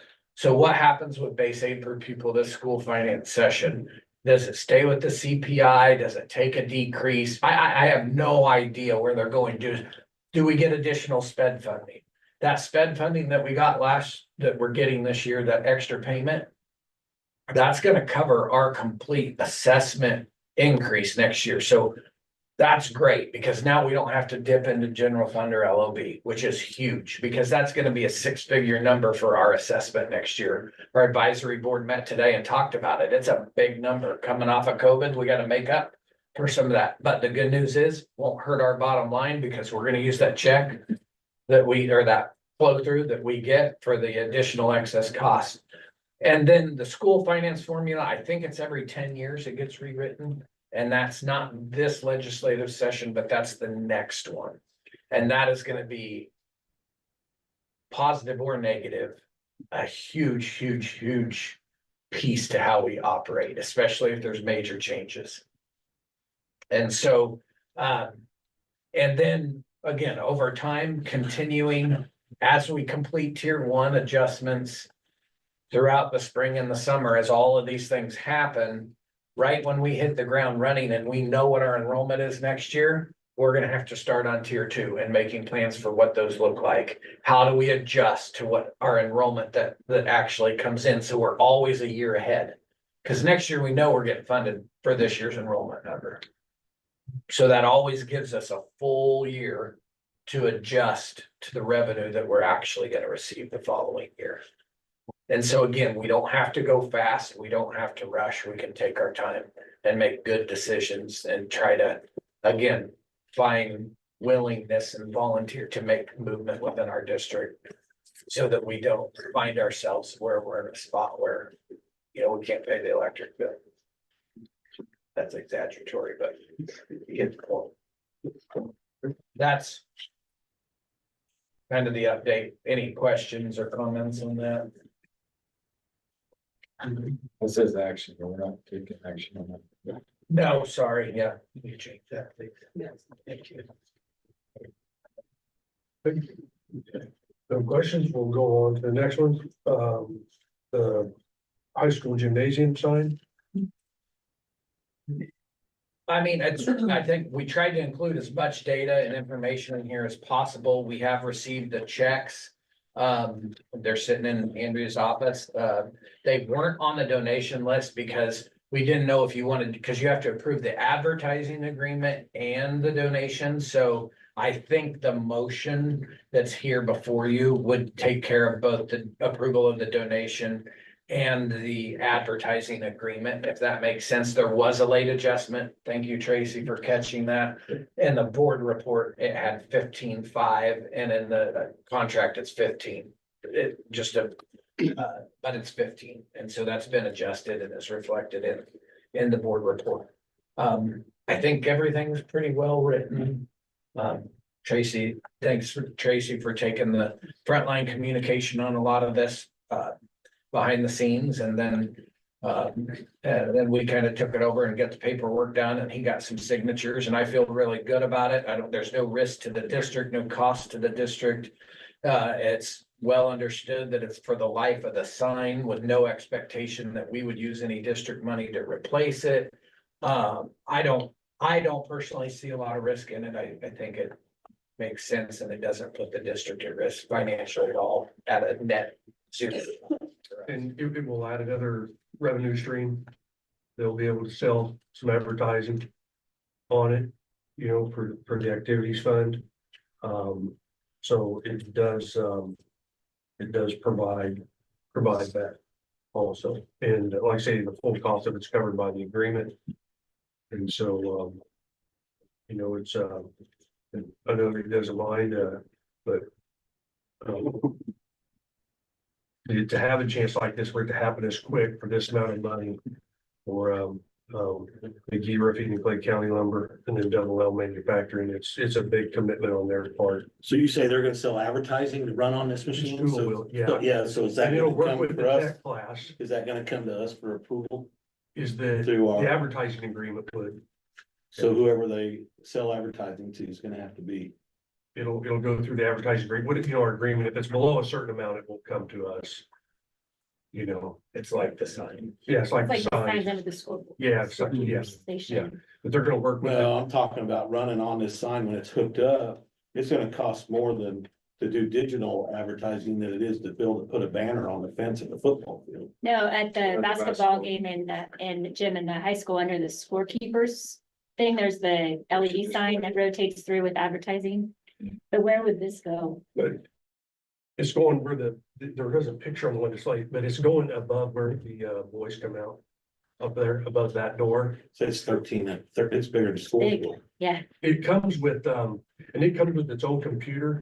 So all the software and that type of stuff is all on its own computer. The tech class will work to design the advertising stuff with them. They get part of the tech class, so. Yeah, I think it's It's just an advertising board. That's what it They is. can do replays, they can do videos, they can do scores, you can zoom You in. can even live stream. You so- can live stream, you can zoom in to the cheerleaders You're doing giving their, someone that no one. or the little Yeah, kids doing their Yeah. dance at half. I don't know if they'll be able to get that. when they introduce kids and put their picture up there on it, when they do starting lineup, so. Yeah, it's a true video. So what happens is some parent went out to Beloit, watched the basketball game and seen that, and then. I had visitors at the bank the next day talking to me about, hey, what do we need to do to get this done and and so Greg. Yeah, we didn't called Brett solicit and it. Greg first, this was not solicited at Yeah. all, you know, it's just like, hey, I want to do this, and so. So I called Brett and he visited with Greg Ferguson, we started to get a few bids in, and then. I was just kind of contact since they approached me first and kept Brett in line, and so I think it's a great deal for kids and for the community. So. I move to give final approval to accept the donation from Fayette County Lumber, McGee Roofing, and Double L Manufacturing, execute the accompanying advertising agreements, and move forward with the purchase and installation of an LED sign display in the CCCHS gymnasium as presented. Have a motion? In a second, all those in favor? Motion carries 7-2. Very good. Again, very, very thankful to those people. On number 4, though, on the agreement, does that need to be circled? Which, I mean, it's just, Oh, yeah, the business Minor takes care of it. thing, yeah. Yeah, the business Okay. takes care, you see what I'm saying there, correct? Yeah, yep. Yep, it's all the expense of the business. And then, next we have the LOB, resolution.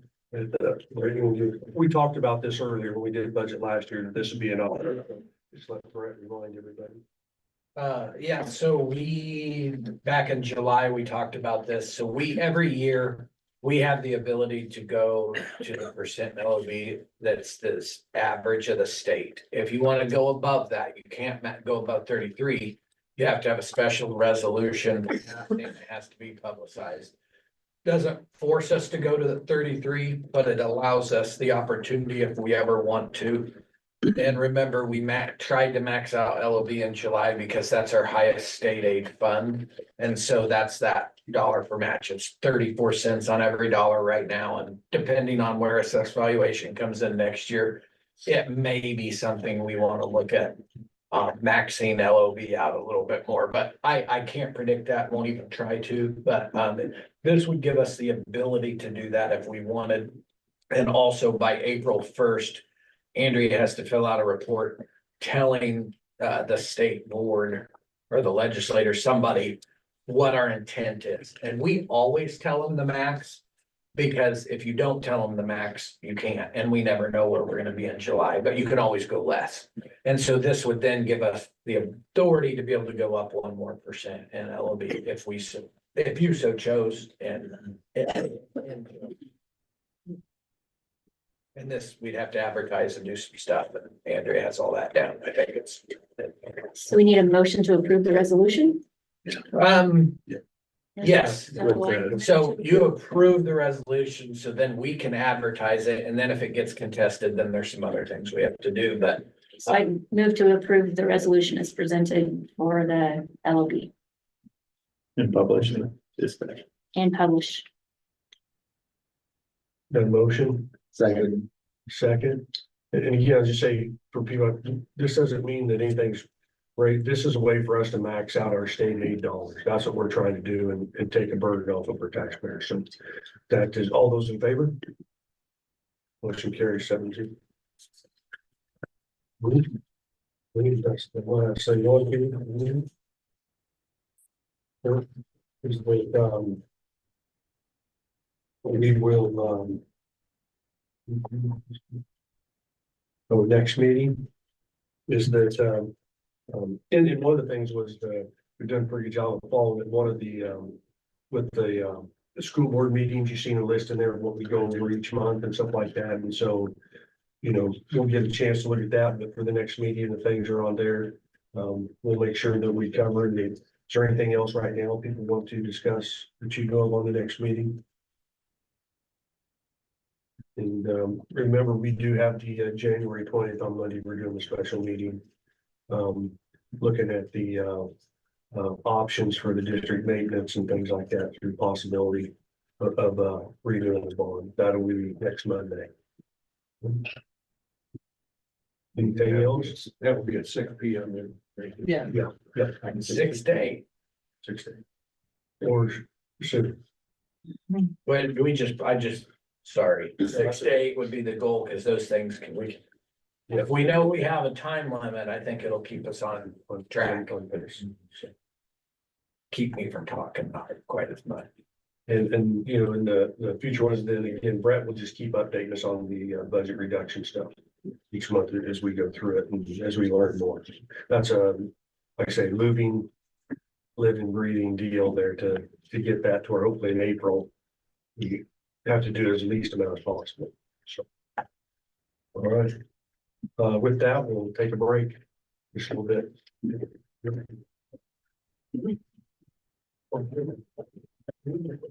There it is. One document that everybody signed this legislation, so that also is, that's all I'm past that.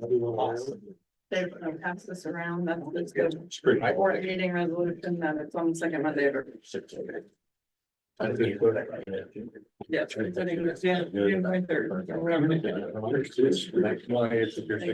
Yeah.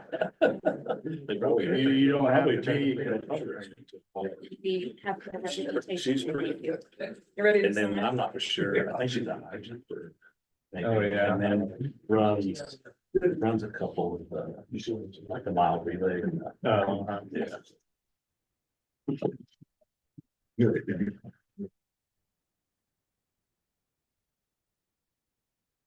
They're all taking. You need to get up.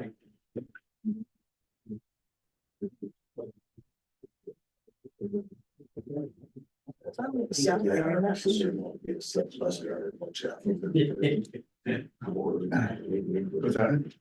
I said my sister. Oh, wow. Down to be a sub bus. I saw that. Yeah. She can't even get in her. You can't write your name, you got it.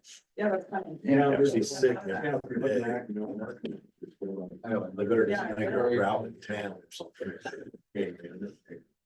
I've actually seen that before on like a legal document. Somebody could not write there. Well, if you hear anybody that's got. Sleep. So it was. 35. They would tell something rich by. So he wasn't. I didn't know how. Is there anybody went over campus or somebody talking about that? You put your. Yeah. It's kind of fun, you know, how they're gonna detect. it. Oh, yeah. Like, yeah, that would be some. Yeah. Go back and check that. Second grade up. In order to be able to set of stairs, go around. Yes. Belong to the 30. I know, I thought of that. Like, you know, especially I was gonna cameras call. we have today, like. Oh, yeah. kind of See if things they we got- Yeah, we got some way. Telephone company or something. Maybe next time we'll do this.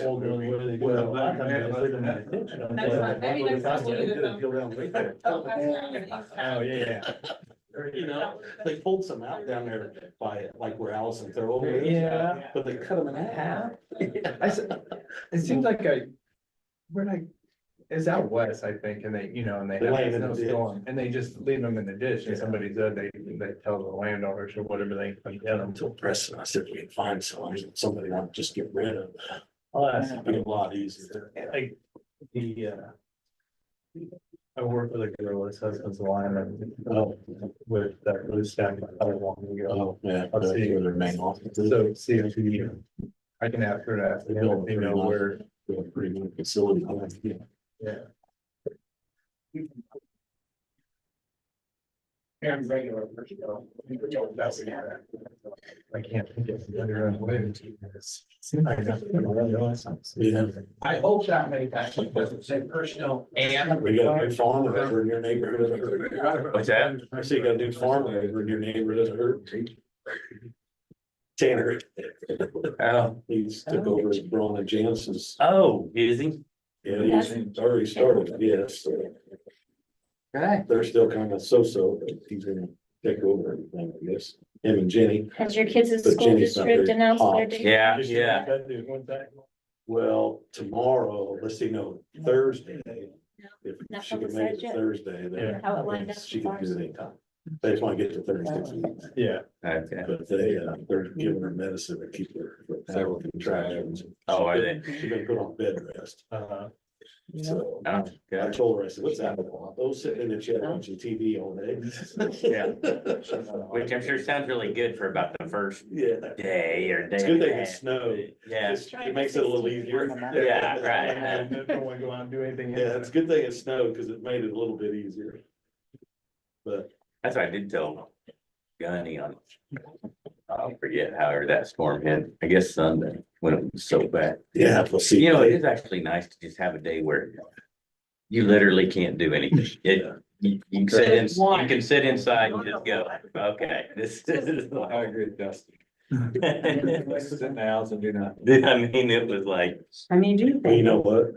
No, I got My like wife 3 my wife books. and I It spent was wonderful. Sunday, I'm Monday, reading one right now. It's like, Tuesday. it's called The Women. Have you read that one? I have heard of Yeah. it, I haven't read it yet. She got up Wednesday and said. Finally "That's got it. pretty It's good." She on goes, the "I'm gonna go library, work." so it's through I my said, Kindle. thank God. And she goes, what's that supposed to be? I feel like I heard of that. Holy. I said, it's ruining my day. That's good. Then the one problem with 3 books in 3 days is like, oh wait, no, that was the previous, that's a different story. I did that in about about Yeah. 5, I I read don't care, but 3. took the shovel up again. Yeah.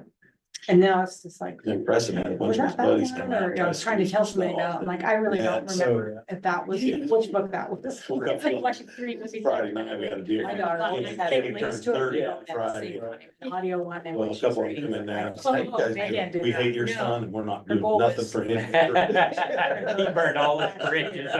Preston goes, they won't even talk to me. We're up. I said, well, I said, take him a 30 pack. Yeah, yeah. Based on our Kindle number is about 100, it's 177 books read last year just on the Kindle. The full-time nurse and the mom of Me for Christmas. they're busy. And they were hunting and a couple of them guys. When you're Where'd you going to get sleep, and you get sucked in. Well, she you know, works out, so then she's listening to one that. Fair, well, they took it to them. They go, oh, now you're buttering. us up." That's awesome. Yeah.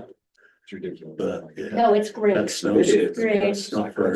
Yeah, In fact, I got a good mine and the boys on Monday. we have about 15. While we were digging out. House. You know, this is the number one cause of death for guys my age. I scooped something out in the building today, because I got something going on there tomorrow. I had to get the sidewalk open. Yeah. It's not for a guy my age. No. Yeah, I Yeah. told my husband that too. Yeah. They say that, yeah. Yep. Which one's gonna read? Yeah. My husband had like a couple years ago. Snow blowing. Hard to work. Yeah. We had to find Yeah. the. John's got all the Yeah. other Bibles. Yeah, I'm sure. Yeah. Mine's just cold in here. Yeah. Yeah. And then that. I mean, it's. Yeah, Yeah, yeah. Irish, right? I heard it. Little truck. Yeah. Ready here? They had a 4-door leather. Have it with me. Digital radio display. Yes. Resume the meeting from our break. 37,000. I move we go into executive session to discuss the annual superintendent evaluation and other personnel matters pursuant to the non-elected political exemption under KOMA. And that the open meeting shall resume at 8:10. The executive session should include the board, superintendent, and council. Second. Motion and second. All those in favor? Motion carries 7.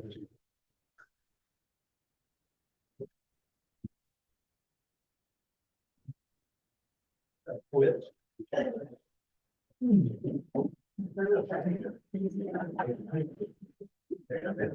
Yeah, yeah, I was going.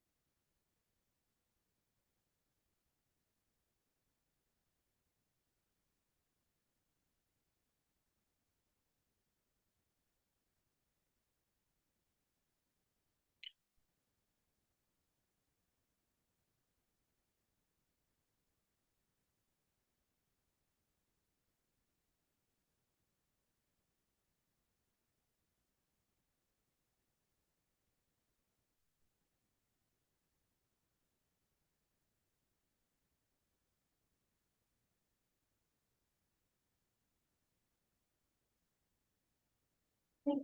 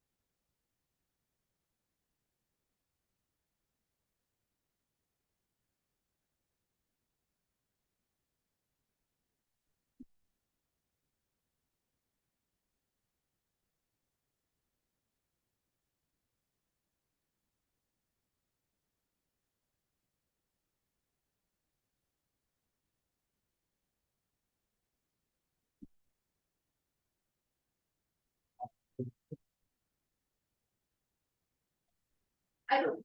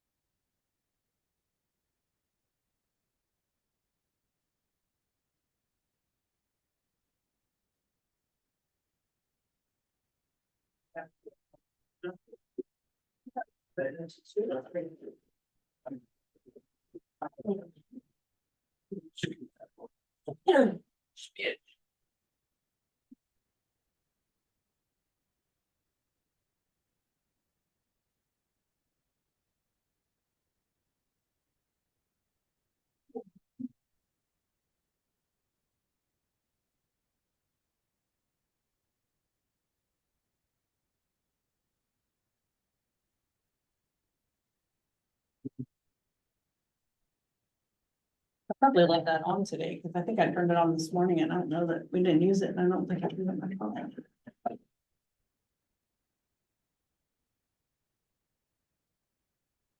How are the kids? Good, Little one better? yes. And he started eating some, we made some purees at home, we pureed some carrots. And I'm. I made what? Oatmeal cereal for him, and pureed blueberries. He likes all those, and then he's getting his 2 little bottom teeth, I can feel him coming through his little guy. My granddaughter is. Her birthday was in October, she doesn't have one yet. But my grandpa's a dentist, and he said the longer, The better. the better. Yep, they're better teeth. I watched a cute little video the other day, and it was a pediatric dentist. And they had a little girl, and I think her permanent teeth were coming in maybe back behind, so her baby teeth, there were 4 of them right up front, and they needed to come out. And she had I'm assuming it was like gas or something, it was a little thing. Oh, yeah. Nose. And, but Dennis, it was so cute. She had like a piece of cotton that had like a strip out of the middle, and she put that down so that she could see the teeth, and had over there. This little girl was like talking to her, and of course she was gassed up, so she was fine. But then she had took her little whatever plier thingies, and she said, when I count to 3, I want you to say, achoo. And she's like, achoo. Okay, let's do that again. Achoo. Like, oh, 4 teeth that way. That girl didn't even know what hit her. It was like, oh, that's so cute.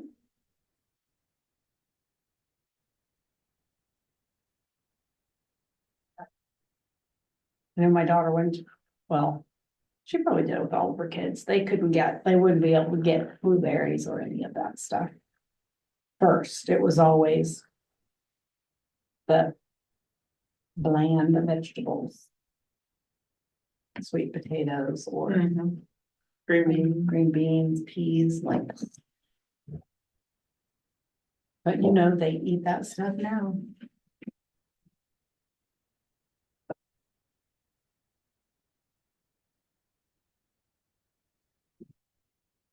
My son has a little girl.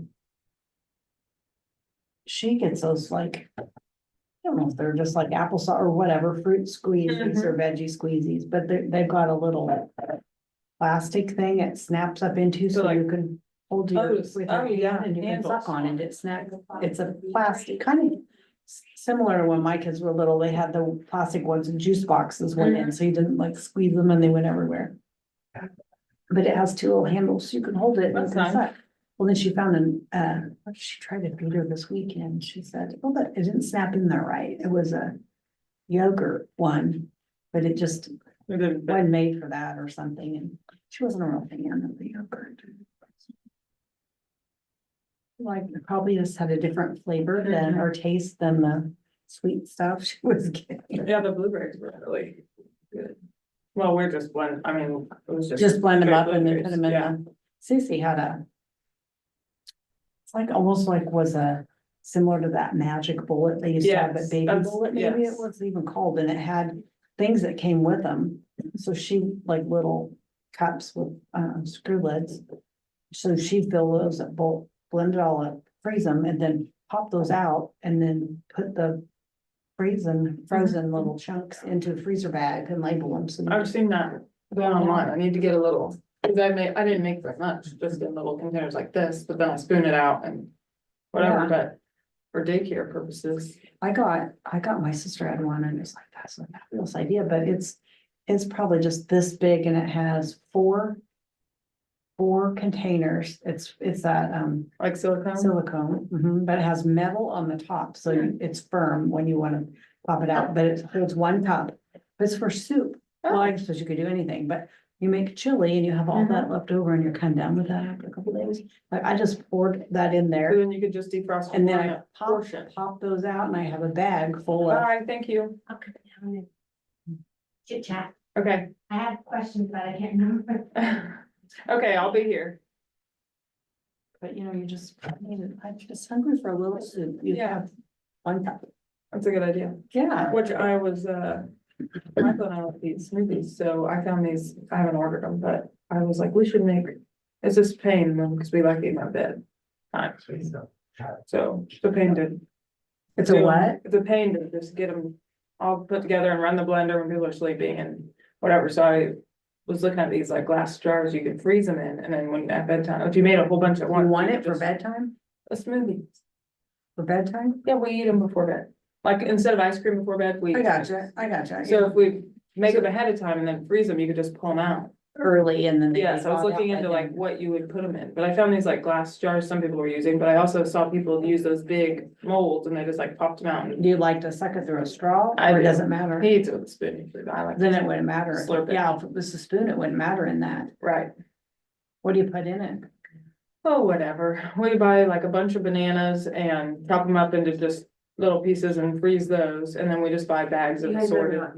Yeah, let's talk about smoothies. Assorted fruit and just whatever, I peaches, did that. strawberries, I got, blueberries. a year or so ago, I got, we used to call them seal meals, but you can, takes the air out of stuff and seals. it, Oh, yeah, like a vacuum seal. Vacuum seal. I did that with bananas. I took bananas and sliced them. And then I put them on a cookie sheet and put them in my deep freeze till they were frozen solid. Then I just put them in one of those and I sealed them up. I did that with peaches too. They look, from the package, Mhm. they look like, they're wonderful. There's no, They don't get all discolored. no, and the bananas didn't Well, either. we took a vacuum sealer from my mom's house when we cleaned it out. We got that. So, You can and we do took that a with your huge- bananas so that you could Yes. take, because if you freeze them first and then put them in there, they're not stuck together. yeah, So then they that's would, true. you could break them up easier. to Yes, put because in your they smoothie. kind of are. Well, again, we also we have a food processor, which is what we usually do just to make a smoothie for the two of us, but we got a big one of those at my mom's too. We haven't got it out, because we just don't have room to store it in our kitchen currently, Mhm. but. And then the kids love blueberries and so do we, but we But if you don't. did that, you could make a bunch of. Yes, that's what I wanna do. We don't like the mushy ones, we like the real firm.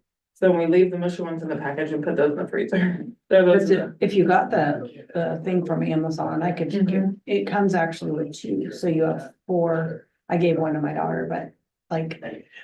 You could do 8, I mean, you could, if you made a bunch, just made a batch, you could have 8 cups. Yeah. Or even if I saw, I would like that I have breakfast one morning, just throw that in. Shoot, by the time you got to town. it- But yeah, it would defrost enough to eat. Mhm.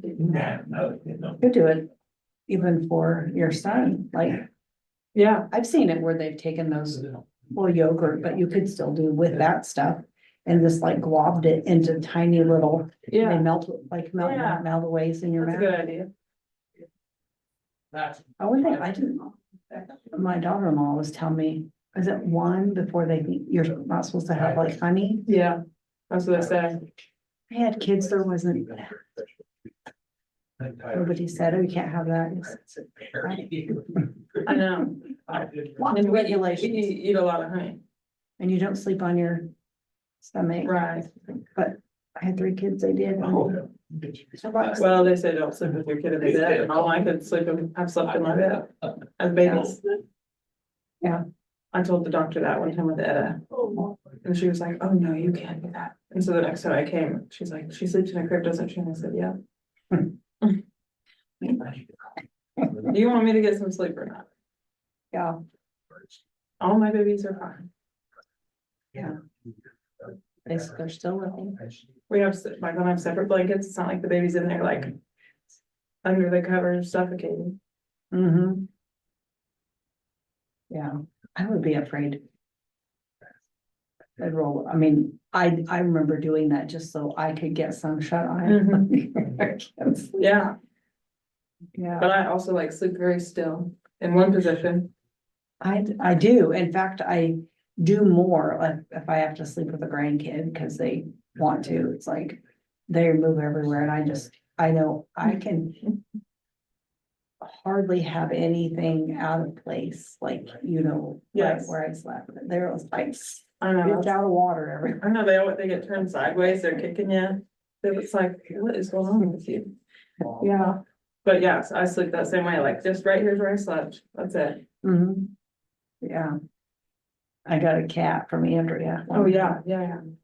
Goodness sakes, that thing really does like to get under the covers or on your face or on your hair. Like, not, my other one doesn't, sleeps right on top, but boy, that one difference in them. You still have your 2? Yes, we do. Will they We, adjust to the new house? they were fine. I really thought it was gonna be harder, but they seemed fine. Yeah, I worried about this one, just that first one I got, is that one that was at Tom's outside and was more worried about, well, find where the litter box Yeah. is, because it was downstairs. I just carried it down when I first got there, put it in there. It's like, this is where you go. And then later I was just panicked thinking, going all over. And I remember looking for it, couldn't find it, and that's why I'm going all over the house, and I go downstairs and there it is in the litter box. Woohoo. So then this one, I'm like, well, that worked for that one. Take it down. This one seems to think it's gotta have a light on, so I had to find a night light and stick it in the room. Kind of in our storage room. Maybe. Can't you see in the dark? So I think, so I'm like, they have good vision in the dark, but apparently not that one. It's fine. So I had to get 2 because They're supposed to have a companion. they can't, well, there's lots of hissing Oh, going, really? lots of hissing. How long have you had the one? The second one? We got it before Christmas. Not now hissing. Oh, good. Well, no.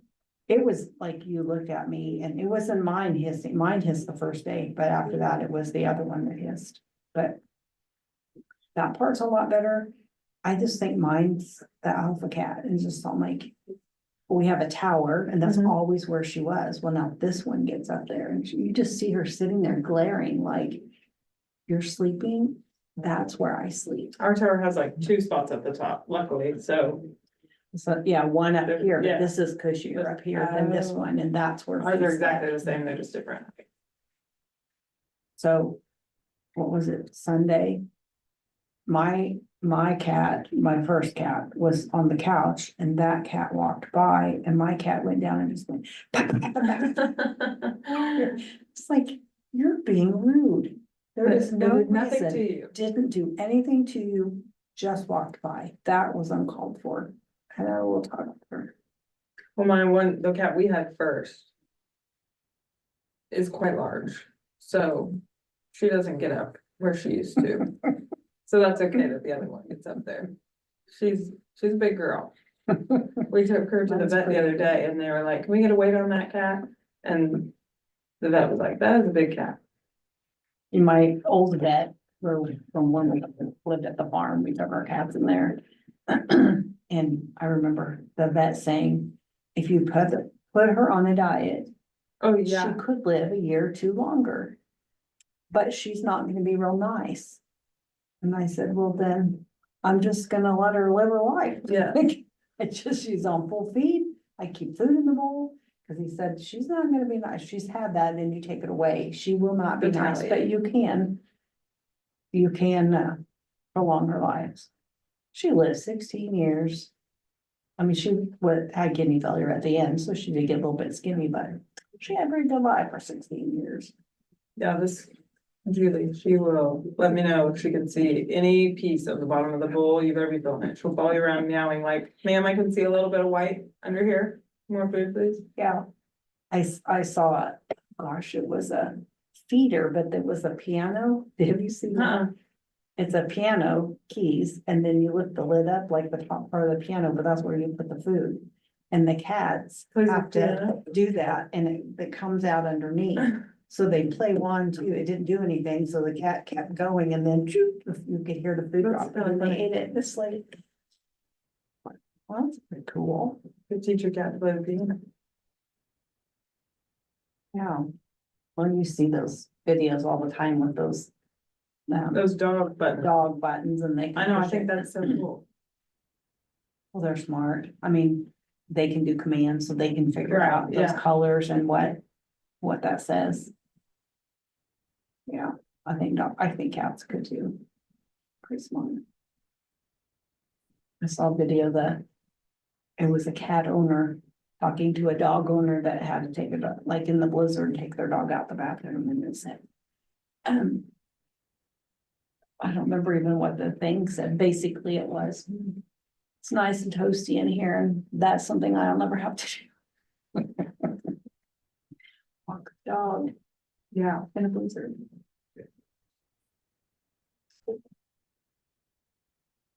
Yeah, well, I saw people had to like shovel an area so their little dogs could go out. Or else they couldn't. I saw one, it was a cool idea.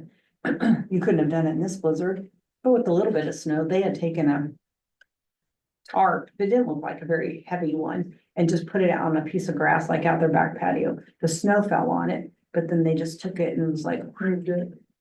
so So it that was there like was grass a underneath. scrap, and then you could put it back. Yeah, down. wouldn't have worked this time. Yeah, too much, but. My daughter's back. Her back porch out of her sliding glass door, it is, I mean, drifts this high, so she's kind of scooped a little spot. And then kind of down one little bit down the stairs, so she's got a dog like Cooper, but he's little. Like, so Elvis can like go out and go down, but he didn't go very far, like hurry up and do that and get in, there's a lot of, like, she didn't make it big enough, just enough for him to get down and get back up. I did that yesterday, went out and scraped in the back of the patio.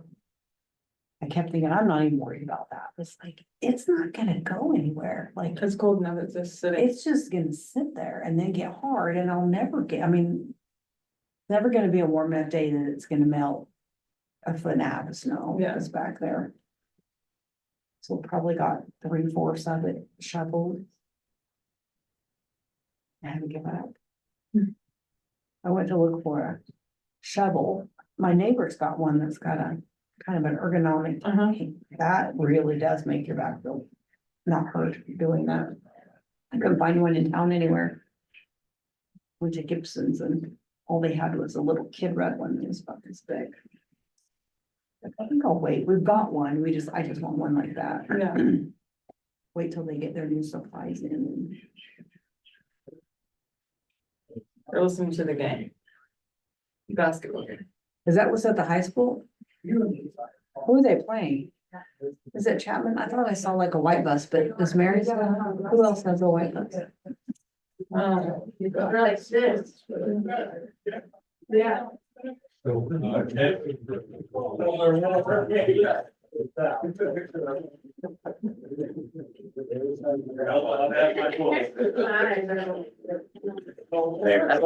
household August?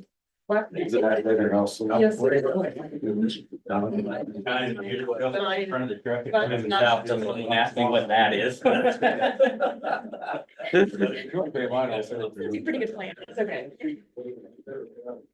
Yeah, I've had him on. Hey, big guy, what's up? Nice. Okay. You got it perfectly ready to go. Okay, we'll resume the regular scheduled board meeting. Next is approval of personnel. Move to approve the personnel report as presented. Second. Motion second, all those in favor? Motion carries 7-0. Move to adjourn. Got a motion to move to adjourn. And second, all those in favor?